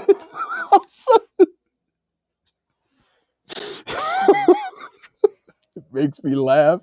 I just think it is funny.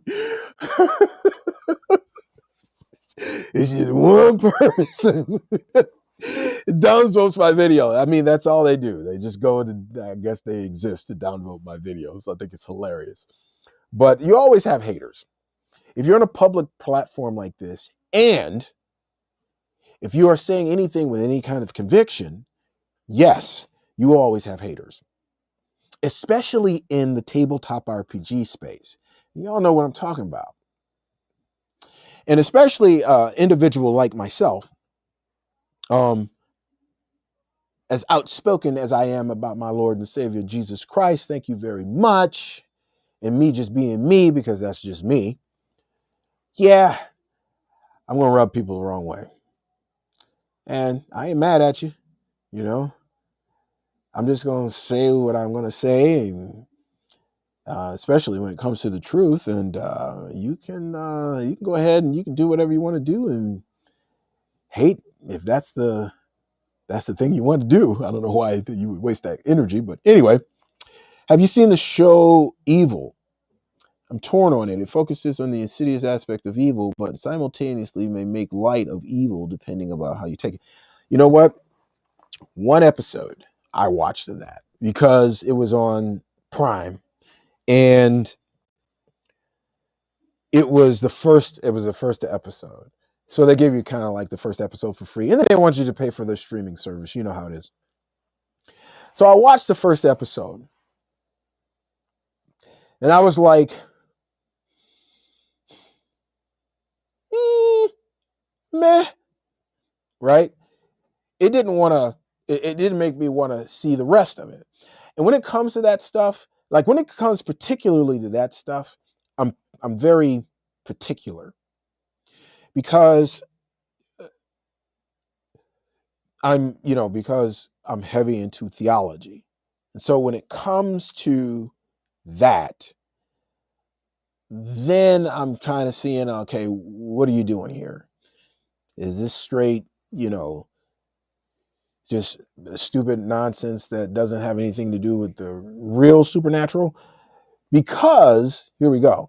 Again, I live here, and there is real supernatural. And if you're trying to present it as something that's like evil is a joke, well, okay, evil is not a joke. I mean, there's plenty of that, around that where we can say, okay, evil is not a joke. It just didn't make me want to. I don't know, it just didn't make me want to jump on that bandwagon and just kind of see where they were coming from to see if they were going to have any depth to it or anything like that. Nah. It was meh, as I said. And again, I only watched one episode, but yeah. But another thing you have to understand, you got to understand who's making it. Let's keep it 100, okay? Anytime anybody creates something, especially in that space, or whether they are writing or whether, trust me on this, folks, it's not just entertainment. It never is. It never is. They want to tell you something and they are pushing an agenda through it. Trust me on this. Even if it's just a little bit. Some people are pushing the agenda of virtue. Still an agenda, right? And it might be as it's part of the story, but that's still the agenda. Trust me on this. When you look at, we will never see another Lord of the Rings trilogy in our lifetime. It's not happening. Why? That had an agenda, but the agenda was in the story, and it always is. For anybody to be like, I'm just writing to entertain. Yeah, I know, but no, you're not. Even if you don't realize that you're not doing that. It's kind of like that, remember that old commercial from, Phantasm, a horror movie Phantasm? Be like, dude was standing over those two kids sitting on a couch. He was like, no, it's not. And no, you're not. Just entertainment. We can't do it, y'all. As human beings, and when we get into things like, film and television and writing novels and prose and essays and things like that, it never is. Ever. Now, it might be more overt with some people and, a little bit less with others, but it's always there. So when you look at a television show like Evil, that's the first thing I think of. Who making this? What network is this on? And then I pretty much will know, what take it's going, because they never fail. I mean, I can see that stuff coming at the horizon. It never fails. They always go because it's in their nature. It's in their nature. It is what it is. That's why I don't watch a lot of, like I said, when I watch television, I normally watching, Blu-ray and DVDs. I just got done watching all of Psych. Absolutely hilarious. This was a couple months ago, actually. I got finished with it. But I watched all 8 seasons of Psych. Oh, man, what a blast. What a blast. I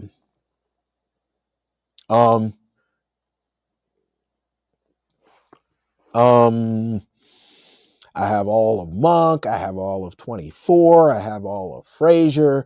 So, most of the stuff. And what's funny, y'all, is that when you go and you look at the streaming numbers, the ones that are getting the most streams are the older shows, not the newer ones.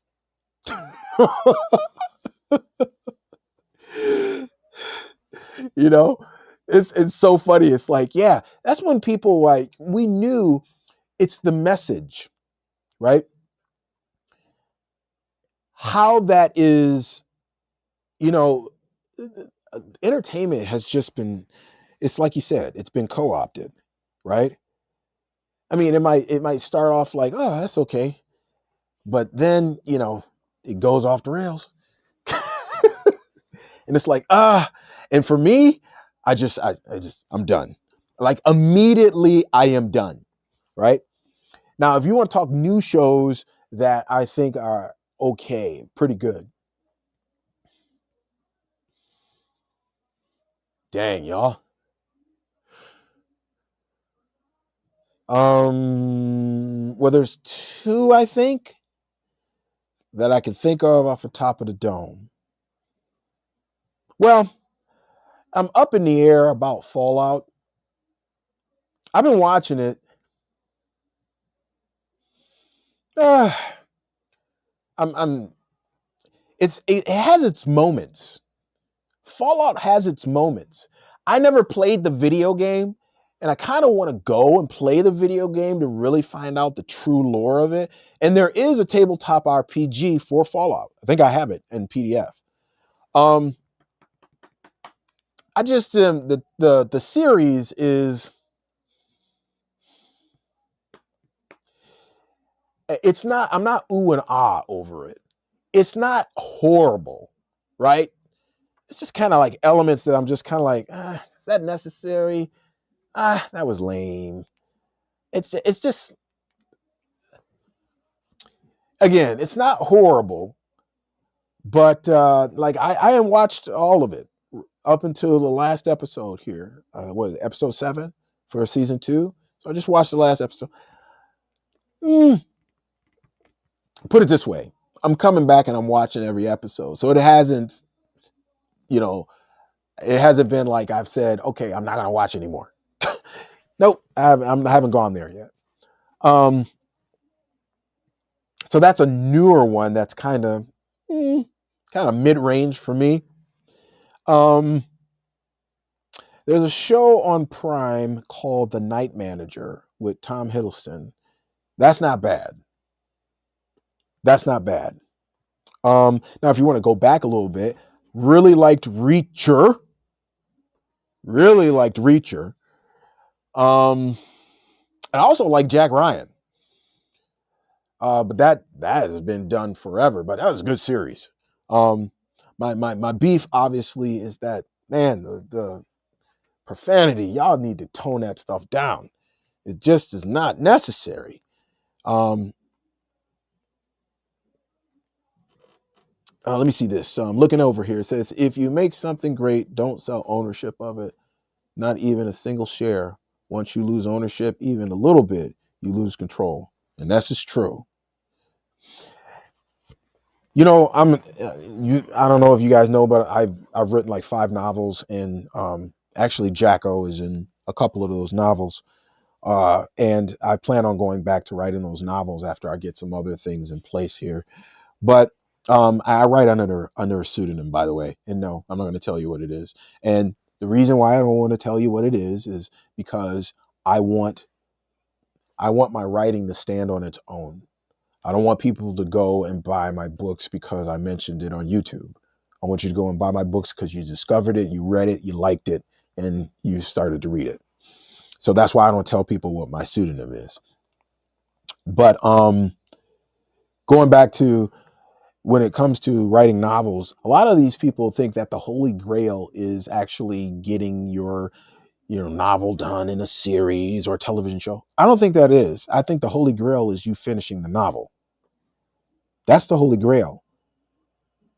And then after that, you need to control that stuff. I know people like Alan Moore, he regrets actually letting them Hollywood do his stuff. There's a lot of authors out there who regret giving rights over to them and them taking in and annihilating what they actually had written, right?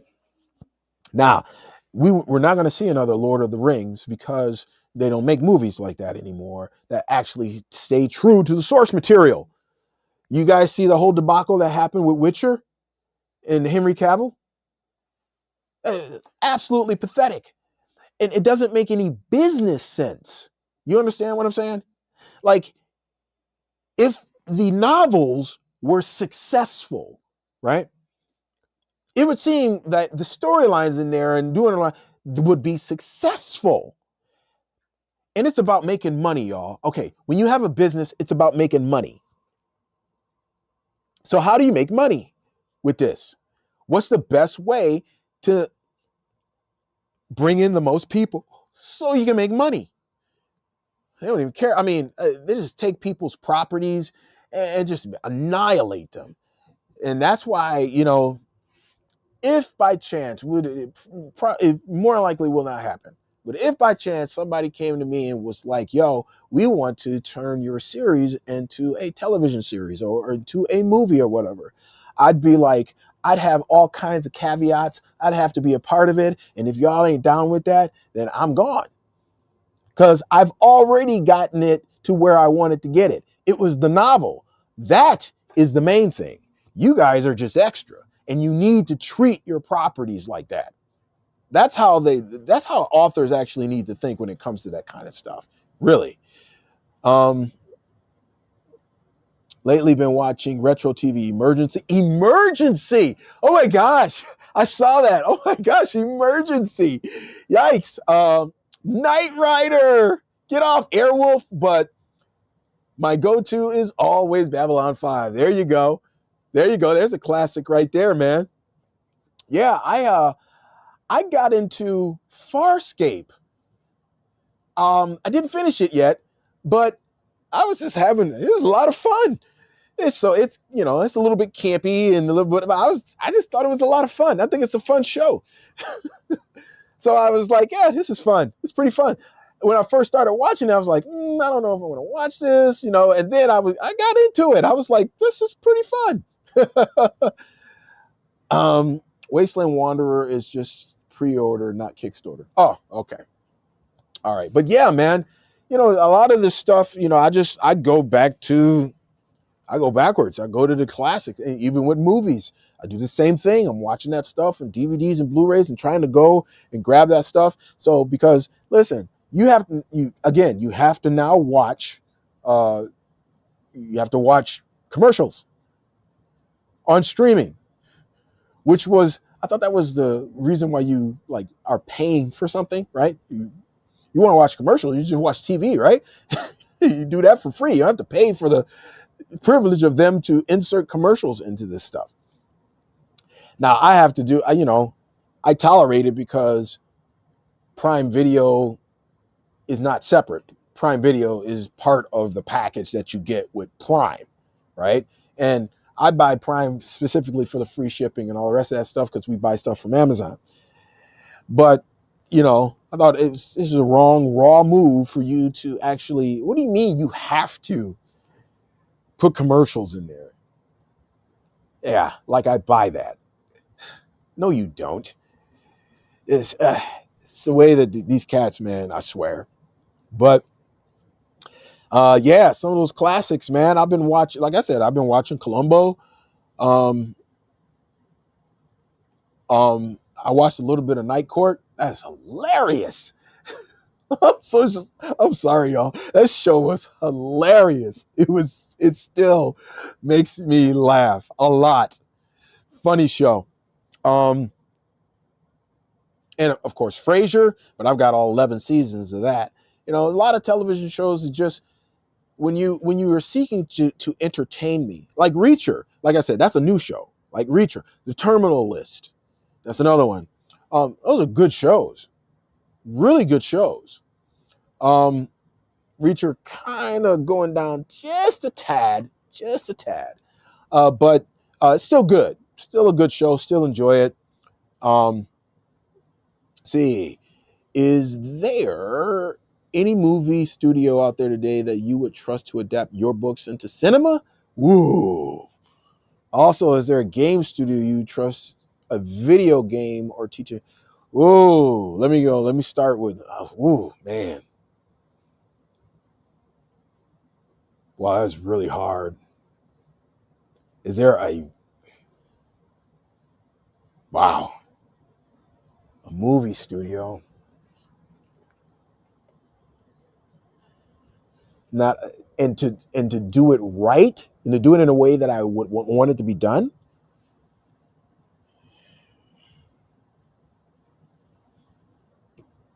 I can't think of any.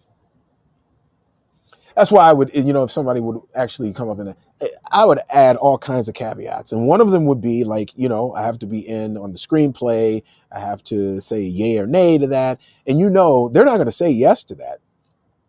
Normally they would not say yes to that. They'd be like, no, we're buying the rights so they can just do whatever they want to do. And they can just have this, screenplay. If it was me, I'd be like, okay, well then we're done. Because you're not getting this. I wouldn't trust anybody in the movies right now. I just don't see anybody at the moment. As far as a TTRPG publisher or a video game, I trust Free League. I would trust Free League to do it. They're just good at it. They did it with Alien. They did it with Blade Runner. They're about to do it with Invincible, even though that I'm not gung-ho about that. They did it with Walking Dead. So Free League would be one there. As far as a video game, I don't know. I don't know. Because that's a hot mess too. So I don't know. I don't know if there's anybody with movie studios. There's nobody I would trust at the moment. They would have to really show me. Now, if there were a certain director at the helm, then maybe, and I'd have to see their body of work or something like that to see what, like, for example, I wouldn't trust Netflix with anything. Just wouldn't. And they've done some good stuff in the past. Daredevil, stuff like that, but that was the past, y'all. So it's been a minute. So yeah, there's nobody. There's really nobody. There's nobody in the movies and nobody in video right now. But in terms of a tabletop RPG, I trust Free League. I trust Free League all day. Yep. Without a problem. Yeah. So, oh man, where are we going now? 2 hours? Or a little bit, almost 2 hours, right? We've been going for almost 2 hours, y'all. So that is some good content there. Because I'm going to make this into a whole bunch. This is how you do it. Let me give you a little hint, right? So you want to make a lot of content if you are on a YouTube channel. And this is what I've learned in the last 4.5 years. Long stuff like this, you go to one of these services where they chop up your video into bite-sized shorts, right? And they do it automatically. And then you just kind of release the ones that you want to release. There you go. That's it. It doesn't take that long. And if you've got a long video like this one right here, and plus I don't have I don't have any of the like motion graphics and stuff that I normally have on my videos. Yeah, this is going to be easy just to plop that in there, have it chop it up, and then, kind of go from there. So I'm going to have to download this video because I forgot to press record, but it is what it is. Mongoose, they got the rights to Twilight 2000, but left it with Free League because the product is good. Exactly. Hey, if it ain't broke, right? Hello? Free League is just good, period. I have the best relationship with them. Let me tell you something. Let me keep it. I'll keep it one double lot, y'all. I had a great relationship with Monty Cook Games. I did. I really did. They treated me right. But, and I'm not going to get into it here. Just stuff, dude. I don't want to be a part of that. I just don't. Right? I'm here for tabletop RPGs. I'm here from serving people, with content, to where they can get into it. One of the big things I'm going to be doing this year, one of the big pushes for me this year is really teaching new people tabletop RPGs the RPG Elite way, which means the RPG Elite philosophy. That's a big push this year. It's a big push. But there's actually a couple companies out there. The people over at City of Mist, which is Stone something games. They treat me well. I haven't had any, actually, when it comes to tabletop RPG publishers, I really haven't had anybody treat me like, bad or anything. There's just some publishers that I just won't work with because of their reputation. So if you're wondering why some publishers never show up on here, that would be why. Now, there is one publisher, though, who is not like that, and they just don't give away product. They straight up told me, we don't give away product. I was like, okay. Because when it comes to doing games on here, new rule is that I have to have something in my hands. I have to have something right there because I like to show you guys things. I want you guys to see it. I don't want it to be a PDF. I want you guys to see it. It's more work for me to do it anyway when it's a PDF because I got to pull up all this stuff and images and doing all that. Okay. It's much easier just for me to lay the book out and for you to see it live like that. And so that's why I asked them for a copy of the game. And if they don't give away copies of the game, there's, okay, well, what? I mean, I ain't mad at them. What's weird about that, though, let me tell you something about that. They don't give away free copies of the game. But it was the same company that gave me like $100 donation for a video that I did. I don't know. I don't know, man. I don't even know. I don't get it. And they're a good company. They make good stuff. That's why I was asking for, hey, yo, you. But they were like, nah, we don't give away stuff. Oh, okay. Huh? Now, I've got ins with my gaming shops. There's a couple gaming shops in my local area. I can go down there, grab it right off the shelf right now and show it to you. I have done that. I'm thinking about doing that for that particular company because they're cool. You know, got some good stuff, so they're cool. So I probably will do it for them. But, you know, I pretty much can do it for a lot of games that you've probably seen because like I said, there's a couple game shops here, but there's one in particular that I work with on a regular basis, and I could just go, and they are literally right down the street from me. I can go over there, and if I don't have the game, but it's something that I think you guys would be interested in, I can just pull it off of the shelf, sign it out, come here, and make a video on it for you guys, and I can keep it forever. I have a game right now that's been sitting on my shelf like forever, and it's a co-op game, and it's from them. And they said, hey, they were so cool about it because they had all of these games just piled up. And they were like, oh, well, you could pick from those too. Content, I never have a problem with that. Like ever. It's actually whittling down what content will I do. I'm just in a good place, y'all. The Lord's blessed me in that regard. I'm really in a good place. And plus the fact that there's some people now who are other publishing companies who are giving me stuff, So yeah, Money Cook has changed. Yes. The company. I'm just crestfallen at that. Man. Because I love that game. It's my second favorite game, dude. The Cypher system is my second favorite game of all time. I love it.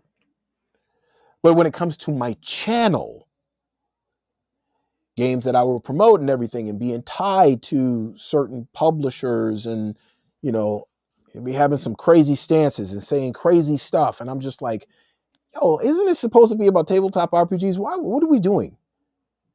What are we doing here? Like, this is supposed to be about tabletop RPGs. Can we just keep it there? Please?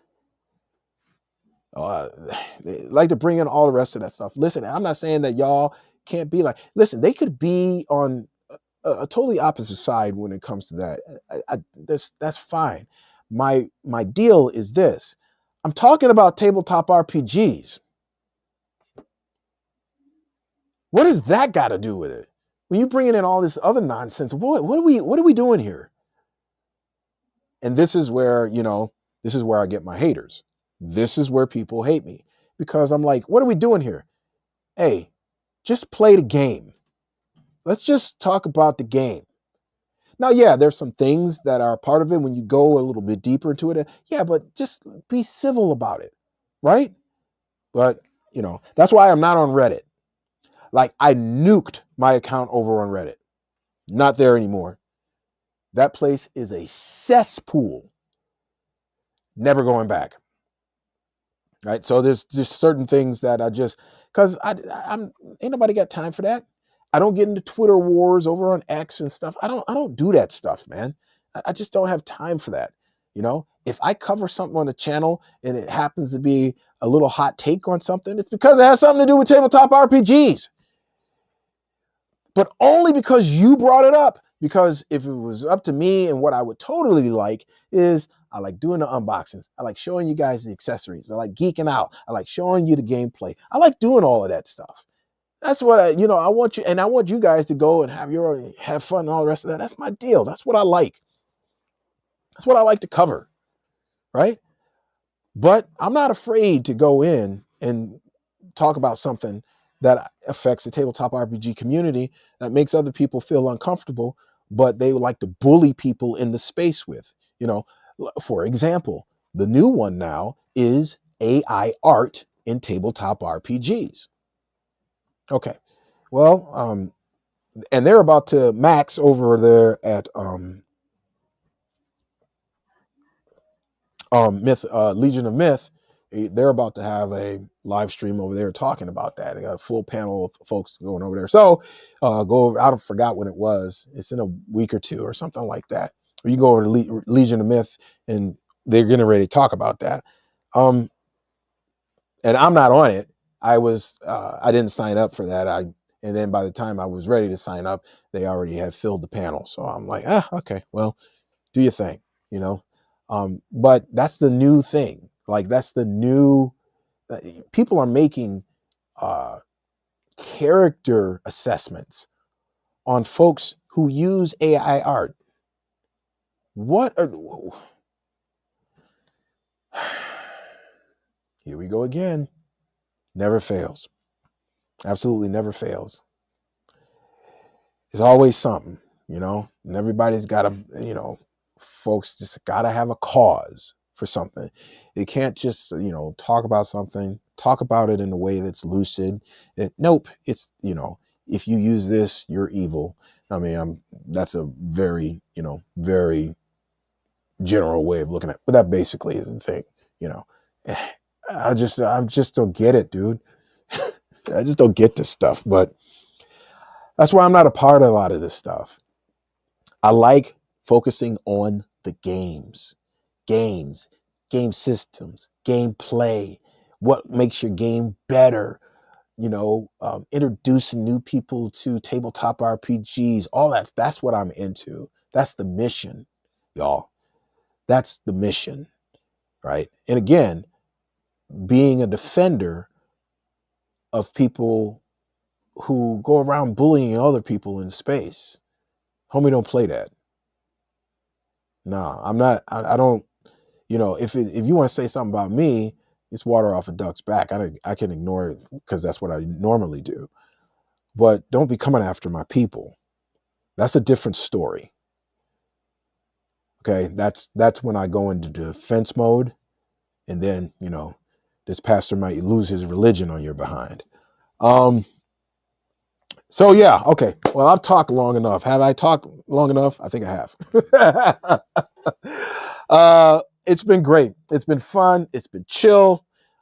It's been very relaxing. I'm glad that I showed you guys what we've got coming up for the 2026 season of RPG Leet. And so hang in there, y'all. We've got some stuff.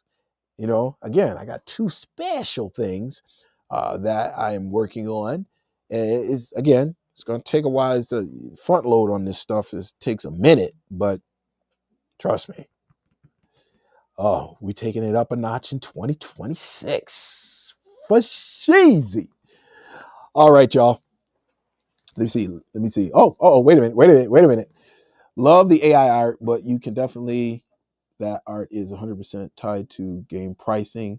Some mork boards exemplify it, and some without number versions do that too, but kind of means good art means more buy-in.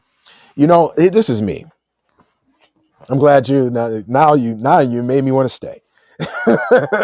Here's me. When it comes to AI art, more power to you. Use it, y'all. Use it a lot if that's what you want to do. Go ahead. You go over on Etsy right now, you find all these maps that's been obviously made with AI art, and you get bundles. It's not the best. They're not the best. Because I look at them like, that's kind of meh. You can make some pretty fantastic pieces, maps and stuff like that with AI art. You got to know what you're doing. You really have to know what you're doing. And most people don't. And then they sell garbage, yeah,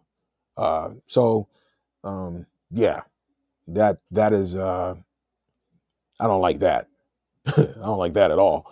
But when it comes to AI art, I think one of the things that people trip over it because, it's training, the training of the AI of the art on other people's stuff. That's okay. Let's talk about that for a second. Let me throw this out there. I've already done done like a 2,300 word article on this whole thing. So when an artist, or like a human being, artist, when they go and they do art, let's talk comic books for a second, okay? What do they learn off of? Do they not learn off of somebody else's comic art? And many times they look very similar. Their own art per se looks really similar to them. Okay, so is anybody crying that they trained by copying them? And you can't even really do that with AI. It doesn't, some AI, especially with ChatGPT, if you say in the style of, it'll be like, it'll just say, nope, can't do that. There are some artists, not all artists are saying like, oh, well, don't use it. Some artists are like, yeah, you can use my stuff. Yeah, they understand the times. And listen, you still are going to use people who actually draw art just because of the fact that, especially if you're doing tabletop RPG games, right? You can use AI art. As a matter of fact, more power to you, but do it right. And that takes time and it takes work. And yes, it's going to take you some money. You're going to be paying money regardless.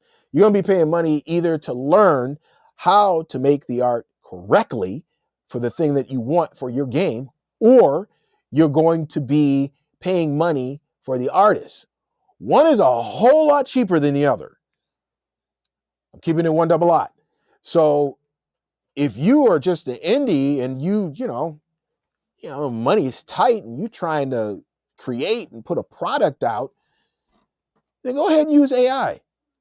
Now, the AI bullies and the AI Gestapo, they're going to come at you, because, if you say in the beginning of your credits and stuff that the art was made with AI, oh, well, I'm not buying your game, it's made with AI. Okay, well, then they're not your audience. There are plenty of stuff over on Drive-Thru RPG right now that AI art is clearly being used. Clearly.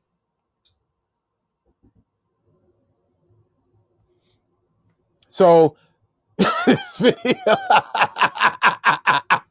this video's all AI. Oh shoot! It depends on how you use it and how well you use it. I don't know if you guys have. I'm going to talk about AI and art overall. We have gone here now, right? And I did say that I was going to talk about that, so I'm glad I didn't go offline already. But if we talk about AI art, I don't care. Me personally, I don't care if I buy a tabletop RPG and it's got AI art in it, as long as it's dope. Like if the art is dope and you got it formatted right and it's designed well, it's a dope looking game, then you deserve to charge that extra that you were just talking about. Yeah. I don't mind. I don't mind. And even if you wanted to charge, you can charge a little bit less actually and still make more money because you didn't pay that much for the artist, because that stuff be expensive when you have to pay for artists. All right. So you could charge, or you could just charge at a normal price and still make your money. I'm a capitalist, y'all. So, but when it comes to it, you got to do it right. Have you seen these AI videos on YouTube? I'm sure you have. When the actual YouTube person is AI, I hate that stuff. You know why? Because it didn't do it right. And I can tell. I can tell your AI, you don't have the chops. Why are you doing this? And yet I'm looking at the views and going, shoot, I'm not getting that many views. It doesn't make me want to go out and do AI art or AI videos because I just don't like the way it looks. Because RPG Elite is RPG Elite for a reason. It's supposed to be top-notch stuff, y'all. That's the level that I'm talking about.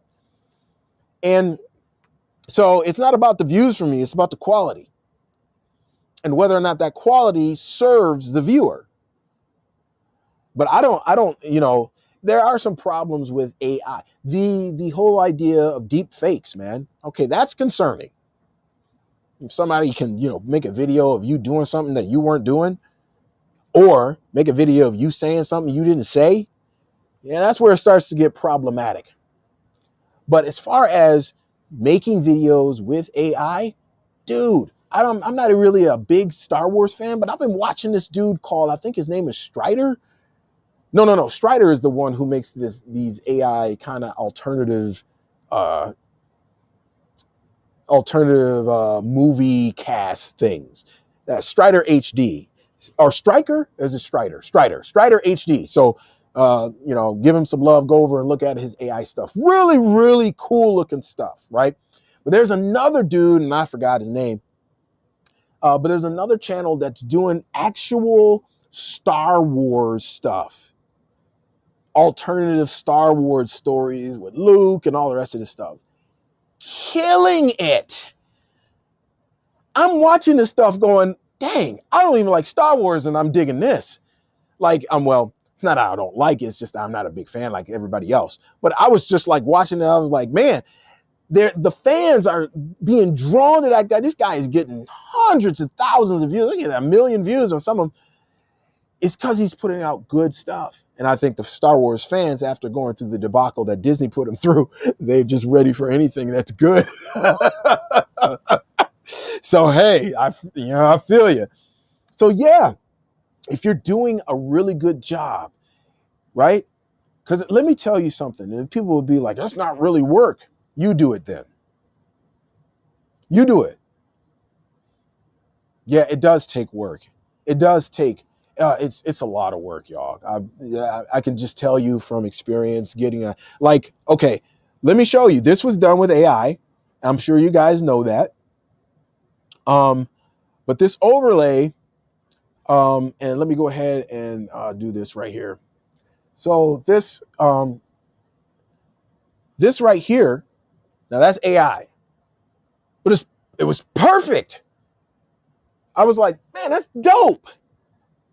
And that was perfect. It was exactly what I was looking for, but it took me a minute. It took me a minute. And their prompt was long. And then, trial and error and going back and forth and everything. But this is what I wanted. This is exactly what I wanted. And so this is what I'm saying, y'all. I don't care that it's AI. I don't care that it's AI in a tabletop RPG. I don't care that it's AI when I'm watching a movie. I don't care it's AI if it's actually a video, even though you'll never see me as AI. So, because I think what people want is a connection with a person, right? When it's about the views and stuff like that, or people who don't like being in front of a camera, which I would say, okay, well, get over it. It's not that big of a deal. But anyway, you're going to see me use AI in the stuff that I'm coming up with this year. You've already seen me use AI when it comes to art and stuff. That's not going anywhere. I'm just getting better at it. That's all. I'm just learning more and I'm getting better at it. I use AI every single day, mostly for productivity. And as a one-man band here, solopreneur, I would not have been able to do all of the things that I've been able to do if it wasn't for AI. As far as productivity goes, it's through the roof. And I'm still learning how to even be more productive with AI. So yeah, AI is going to be taking people's jobs. It's just that those jobs are going to be going to people who know how to use AI. That's where we're going to be. And listen, as far as people going nuts over whether they did this over when this one lady, she did this cover for her book with an AI. It was perfect, looked dope and everything. Other authors came out of the woodwork and treated her like a redheaded stepchild. Called her all kinds of stuff. That's what I'm talking about. Making character assassination attempts because she used AI for her book cover. Is this where we're at? This is the hill you want to die on, really? Because AI is not going anywhere, so you can kill that noise. But people doing that, okay, I would have still used that cover. I wouldn't have been studying it. It wouldn't have been nothing for me. So I'm telling you right now, yep, art you'll see on here, AI. And I have learned how to make the exact art that I want to make. So you'll be seeing more of it on this channel. I just want to get really good at it so it'll be high quality stuff so you guys ain't getting junked. So, and listen, if you're in the same boat as me, as far as the same attitude, as far as using AI and using it in your table, especially, you got me on a roll now. Especially in tabletop, I use it for tabletop RPGs all the time. Hello. Like you got a character that you're creating. Of course you're going to use it for your portrait. Come on. Or for a character, an NPC that you want the characters to have this is what the NPC looks like. This is what the lands, you going over like, okay, this is what the city looks like from the inside. This is the cityscape. This is this. Just having these visuals for people so everybody ain't making up something different in their heads when it comes to, even if you're doing theater of the mind, you're at least keeping that consistent. So everybody's seeing the same thing, right? So AI is awesome for that. Why would you not use AI for that? That doesn't make any sense. It'll be a better experience for everybody around the table. That's just silly to me that you wouldn't use it. But again, you have to know what you're doing in order to get the good stuff. You got to learn how to prompt. You have to learn how to do it. And it's trial and error. It's trial and error. And it does cost you a little bit of money if you want to do it right and you want to do it faster. I'm just saying. Let me go right here. Trying to maintain character consistency through AI imaging is a bear. Yes. That's why when these cats who are doing these AI videos and doing that Star Wars stuff and Strider, I'm just like, whoa. Now I can see a little bit on Strider's stuff where he stops stuff and where he starts it and stuff, but I don't care because all the rest of it looks really, really, really good. Prompting is definitely a skill in its own right. It is. It really is. You got to know your prompt. But here's a secret, y'all. Here's a secret, okay? So if you're doing this AI art and everything, and you want to add it to your tabletop RPGs, here's a secret. Have AI write your prompts. Like tell it, I want to do this, I want to do that or whatever, but I want to make it to where it's AI friendly. How would I do that? Whatever AI that you're using, if you're using ChatGPT, which by the way got really good with their art after Nano Banana came out, then they decided, we got to up our game on this. So, but have it write the prompt and then use that same prompt for them to make and create whatever art that you have, right? And then you could just work on it from there. It's still work, y'all. I don't care what you do. It's still going to be work. Socrates famously opposed reading and writing on the basis that it dulled the true intellectual skill of rhetoric. Can you believe that? Oh, man. Right? It's just kind of like one of these things you're like, what? You remember? It's these Luddites. Remember the Luddites, right? In the weaving machines? Right? They were going around busting up weaving machines. Crazy. Imagine for a second what happened to the guy that's selling horses and buggies when Ford came out. Where do you think he is now? Only place he could be, selling to the Mennonites and the Amish, because that's about the only people who's going to buy his stuff. And that's a small market. That's beyond niche. And cars, yeah, well, here we are. So this is the technology is changing everything. And for tabletop RPGs, you guys, I just want to encourage you guys, go out there and make the best stuff that you can make for your sessions, man. Give your players a great experience. Put in the work. We're already putting in the work when we're GMing, right? Well, put in the work again. Make it memorable. Make it that thing that they come back to and be like, oh yeah, I remember this. Put together small little videos for the BBV, right? And just play that right before they show up, right? This is just kind of, it only has to be like a minute or so, right? But do an AI video for that. Make it look dope. Yeah, all this stuff, man. Oh, man, that takes a lot of work. Yes. Anything good takes a lot of work. Anything worth anything takes a lot of work. Anything memorable will take some work. And that's what you're trying to do around the table. Are you not? Are you not trying to make it a memorable experience as well as a fun one? Of course you are. Put in the work, though. You got to put in the work. Yeah, there's every time a new technology comes out, I swear, every time, every single time. I'll give you an example of what happened with ebooks. The big 5 publishers were losing their minds. Guess what?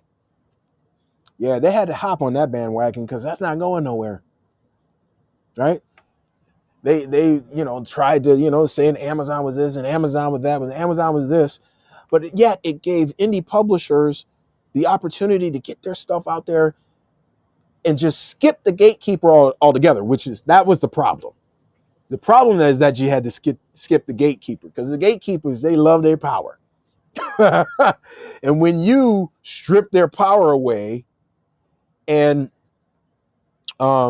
democratize everything, they don't like that. That's why YouTube is blowing up, and mainstream media is only the older people who don't know what's up. They're the ones who still watching that stuff. I don't watch that stuff. I get all my stuff here, all of it, stuff that I need to learn, news, entertainment. I get it all on YouTube. Independent creators, man, getting out there and creating. So if there's anything, you guys get from this video, I guess, just go out there and create something, man. Hey, it might not be that good at first. That's okay. Work that muscle. Work that creative muscle, man. Do it for your tabletop RPGs. Use, whatever you can, create a great experience. Be looking to create great experiences for your group, Somebody asked me the other day when we played Numenera, says, hey, how did Numenera go? I said, better than I expected, but not as good as I wanted it to be. So that's it. That's, RPG Elite quality number 10 kicking in. But I'm always striving to be better, not because I want to be better. I do, but more so because I want my players walking away from an experience. They experienced something that was cool, something that happened. They experienced something. Maybe it was just a cool session. It was just a very relaxing, entertaining, fun, because I got it together. That's what I want. And I want that as much as I can possibly do it every time that I gather with my group or any group that I'm being around. That's what I want for people, man. I'm gung-ho about this stuff. On the for real. It's not just a game for me. It is a game, but it's not just the game. It's so much more than that. And I think all the RPG Elite philosophy videos that I've done kind of proves that I'm real deal Holyfield when it comes to this. For real. The internet is creating an environment where publishing as an industry is obsolete. Oh, yeah. They're going to have to, you're going to have to come up, you're going to have to get with the program, right? Like I said, those gatekeepers, they love it. Love that power. Until, I got that from my boy Ray, until some new technology comes around, and then all of a sudden, boom, and you'll always, every time it happens, you always have people running around like Chicken Little saying that the sky is falling. You can do one of two things. You can hop on the bandwagon and go at it, man. Because this is a shift that's so monumental in our global culture. AI is. For Sheezy, it is not going anywhere. Now, the other thing that you can do is you can sit up there and you can cry, whine, moan, and complain about it all day about all this, and then, think about the old days. Okay, well, that's what you want to do. But there's people who are going to be taking advantage of this. There's people in the tabletop RPG community that's going to be taking advantage of this. And their tabletop RPG sessions are going to be better. And they are going to be more creative. And it's just going to, as a whole, for the hobby, raise the bar. And so when people go to your session and you've got all this stuff, and then they go maybe go to somebody else's session and be like, well, in the other session, they had this, they had that, they had this. You're raising the bar. Let's raise the bar, y'all, and use AI to do it. And the tabletop RPG community and space as a whole, okay, well, people will take it a little bit more seriously than what they do right now. Also, if you have past videos that cover suggestions, I'd go watch those. Let me see. Along the creation lines, I was thinking of starting a blog to document the games my group goes through. Do you have any suggestions? Suggestions as far as games that you should go through? Gosh, I have a lot of anything that I've covered on this channel. I probably want you to go through. But if you want to keep it simple, almost anything by Free League. Not everything, but almost everything. Coriolis, Blade Runner, Vassin, Into the Odd. I'm doing this off the top of the mind, by the way. Tales from the Loop, if you're getting into that, the kids stuff. Tales from the Loop. The Electric State. I'm not too sure about Invincible, so it's not out yet, really. So I don't know about that. Walking Dead, I have it, but I don't know I don't know the game itself. I haven't actually looked at it. Again, even though I don't really cover them on the channel anymore, Cypher System, man. For real. What's some other games? Oh, City of Mist. City of Mist. Different system. Really different system. But I'm playing that with two other people. And we're playing it GM-less. City of Mist. Gosh, it's fun. Wow. Super fun. Digging that. We're playing it via Foundry. I'm thinking of the game, so give me a second as I go through. I'm kind of filing it away in my mind right here. Really, anything by Kevin Crawford. For real, anything by Kevin Crawford. If you're not into Mongoose Traveler, I would suggest Mongoose Traveler. No problem with that. Oh, Alien. Oh yeah, Alien. I got a whole bunch of stuff for that game. Yeah, Alien. Solid as a rock. Mutant Year Zero. Duh. That's another Free League game. Mutant Year Zero. I even do the classic Gamma World, if you can find it someplace. Now I play third edition. Some people like fourth. Some people like second. Whatever floats your boat on that, I'll do my due diligence and find out about it. I have covered Gamma World on my channel, so go through my Gamma World playlist to look at the different versions and what's different between them and all the rest of that stuff, and you can make a decision if you want to go Gamma World. But yeah, so any of those games that I just mentioned, my gaming group right now, which is going through Mutant Year Zero, we have gone through, this is our third game. So our first one was One Ring, and then the second one was when we take a break, we go to Numenera. And then now because we're totally ending up that 7-year campaign in the One Ring at the end of this year. And so we're going into Mutant Year Zero. And we're going to be there for a minute. I was just working on a little bit of it last night. So yeah, man, those are the ones that I would suggest. Try them out. And there's some that I probably forgot. I have too many, but try them out. Classics Traveler has been kind of making a comeback now that they're letting people sell and create new things for it. Yeah, man. Classic Traveler, that's another one. City of Mist, a tag system like Legend of Mist. Yes, actually, City of Mist came first. So yes, that is what City of Mist is. City of Mist was the granddaddy. It started it all. And they also then, okay, so this was the order. City of Mist came out first. Then they did Otherscape, which is their cyberpunk, which I have. And then they did Legends of Mist, which they've been promoting like crazy because, of course, it's fantasy. Because, you know, nobody can do anything else except do fantasy. I just don't get it, man.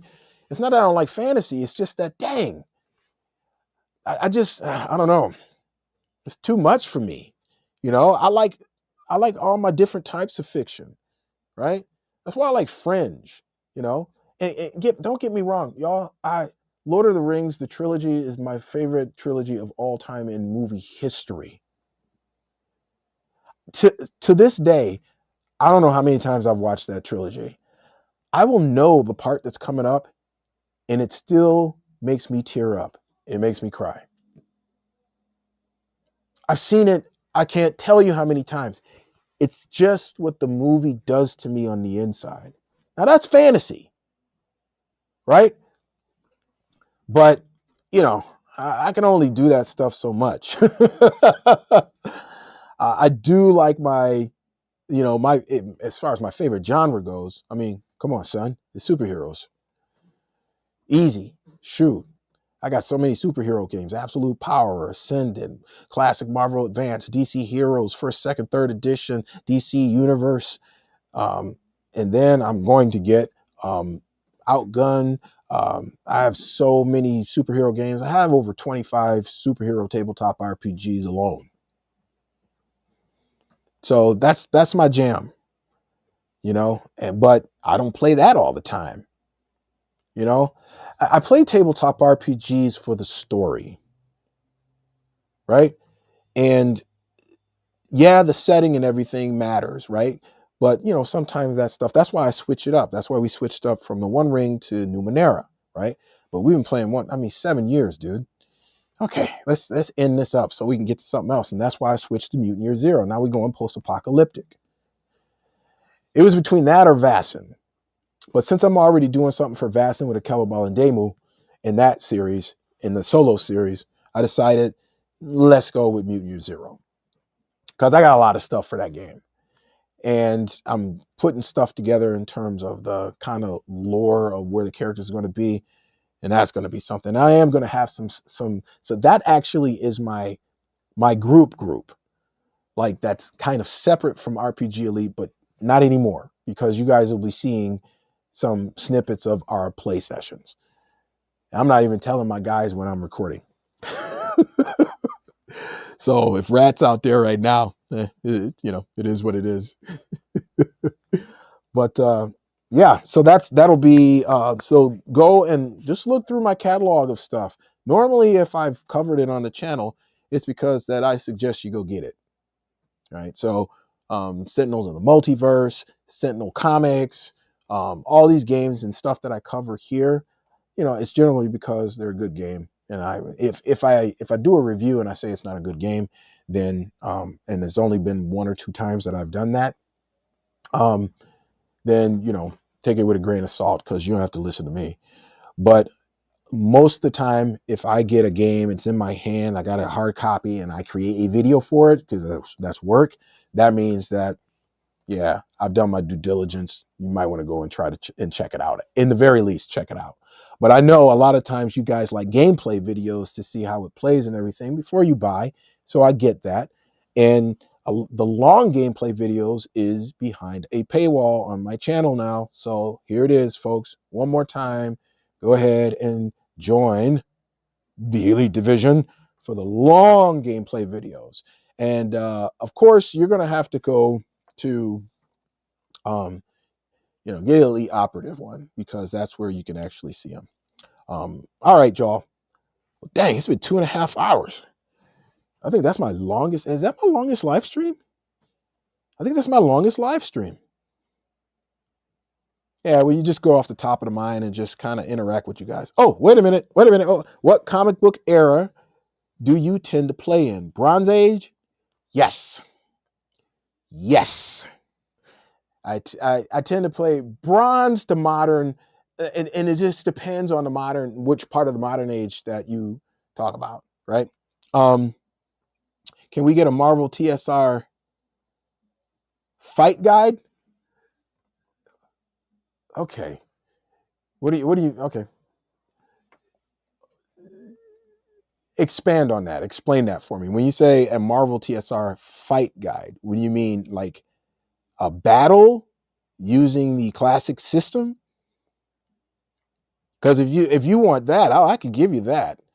I can give you that in a video, and I'll use HeroClix as my miniatures. Hello. I got a whole bunch of those.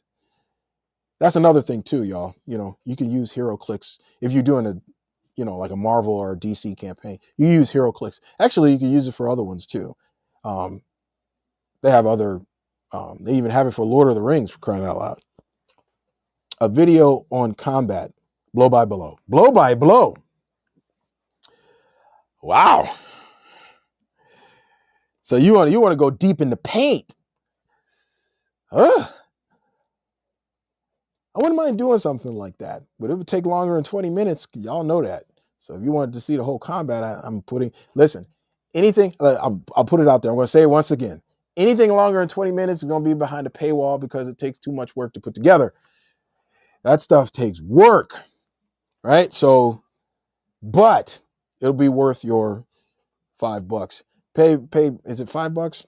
Is it $5.99? I don't even know what I don't even know what my own rates are. Hold on a second. Let me look at this. I don't know what is it? Oh, let me pull this up. Okay, $5.99. Get an Elite Operator, pay it for a month, and then go down to your $2.99 or whatever, so you can get in on the videos, because you'll be able to watch all of the videos, right? You pay it for 1 month, and you'll be able to watch all the videos, and then come out. This is how I'm suggesting that you use my membership if you want to see that stuff. Pay for 1 month, and then get on out, and then the 1 month I've already paid for, and then in that 1 month, watch all the content that you want to watch. There you go. And then you help to support the channel to do other things. So that's how I'm telling you how to use it. If you like cash, strapped or something like that. Okay, let me think about that. Because if I do that, I have to do it for other games too, right? I can't just do it for Marvel. I got to do it for other games. I got to do it for other games that I've actually done stuff for. I got to do it for, Vassin, and I am going to do it for Vassin anyway once we get to that with Akello. And I am also going to do it for Outgunned when Jacko runs across somebody, then we can go blow for blow for blow. We're going to go deep into paint on that. So give me some time on that, and something's going to come up. The Marvel one, I would love to. Oh, because there's so many things that you could do. There's so many things that I want to use for that. And I just don't like to rush it, right? I want to do it right. I want you guys to see this stuff and see it in action and all the rest of this stuff. And it really helps that I got this overhead camera. I love this overhead camera, by the way, because my whole setup, my wife came down here earlier and she was like, because I had, straightened up down here, and she was like, shoot, you got the setup. And I was like, I told you, hon. I mean, I ain't playing with this stuff. So yeah, so you guys can see it, the whole thing and the whole battle and the maps. And oh, bruh, if I'm doing it, I'm coming real with it, y'all. I don't think you understand. So if I do that blow for blow, and I am, yeah, we going hard in the paint on that. So yeah, expect something, because I was pretty much going to do that anyway. So expect that. Don't know when. So just keep an eye out for it, because I know that YouTube now shows it when I have membership stuff, but I will do kind of like a highlight for the public channel. So you can, at least see whether or not you want to go and watch the whole thing. But good suggestion. Anybody else got any, anybody else got any suggestions for me? Because that's a good suggestion. I was going to do that anyway, but it's good that you guys want to see blow for blows, because that's kind of what I was going to do. But I want to make sure, I'm serving you guys a little bit of something that you want to see. I'll set it for the basics of combat for now. Well, yeah. I mean, I can tell you how it goes, give you a, like, I could do this. So in the overview video, right, which would be the public video, I can give you the basics of it, you know, and just kind of have the, you know, miniatures here and kind of show you how it would work. In the longer video, it would be an actual battle, blow for blow. You seeing how it moves, you seeing it move on the map, you're seeing the templates, you're seeing what they, all of that. It would be all of that. And then you can, you know, you can make a decision on whether or not that's something that you want to do for you, whether it be solo or whether it be for your group, or whether it be for a group that you are trying to teach a tabletop RPG or something like that. So yeah, man, keep those suggestions going, y'all, because you guys make the community. Like, well, who am I except somebody talking to the air, right? If you guys aren't here, then what's the point? I do this for y'all, but I do it for me too. Don't get it twisted. I do it for me too. I like what I'm doing, but you know, I want this to be kind of like a collaborative effort here with the RPG Elite community. What about so you got invited to play where you cover the basics you need to know to be a player in a system. Oh, you know what? I was going to actually have a series called This is how, you know, how to play. And then it's just going to be a whole bunch of other games that I've covered that, you know, I've never told you how to play them. Maybe I've done an unboxing for them or whatever, but to actually show you how to play. That's kind of similar, isn't it? A series like that could do numbers. Yeah, I'm not worried about the numbers so far. This is as long as you guys who are part of the community, if you guys like it and you guys are digging it, and if it brings some other people over, great. But like I said, we're going to focus on a lot this year of bringing new people who don't play tabletop RPGs. I'm really going to try to focus on bringing them into the space and why they need to be in the space. I'm starting with my family, by the way. For real, I'm starting with my family down. They're not here in town. They live, one's in Georgia, the other was in California. But thank the Lord for VTTs, right? So I'm going to try to get them in on this. But I'm going to have to get out of here. I got to get out of here. You guys have been wonderful. You guys have been fantastico. But a brother does have to get out of here because, you know, it is what it is.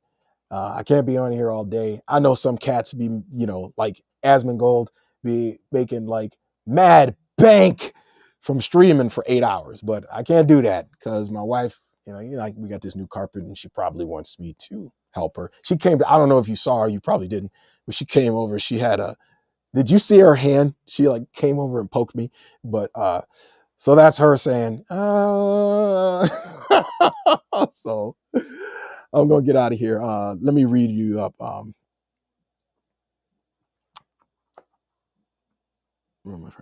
All right, y'all. Let me get out of here. Love ya. It's your boy Servant, as always. And I am saying peace. What is it, y'all?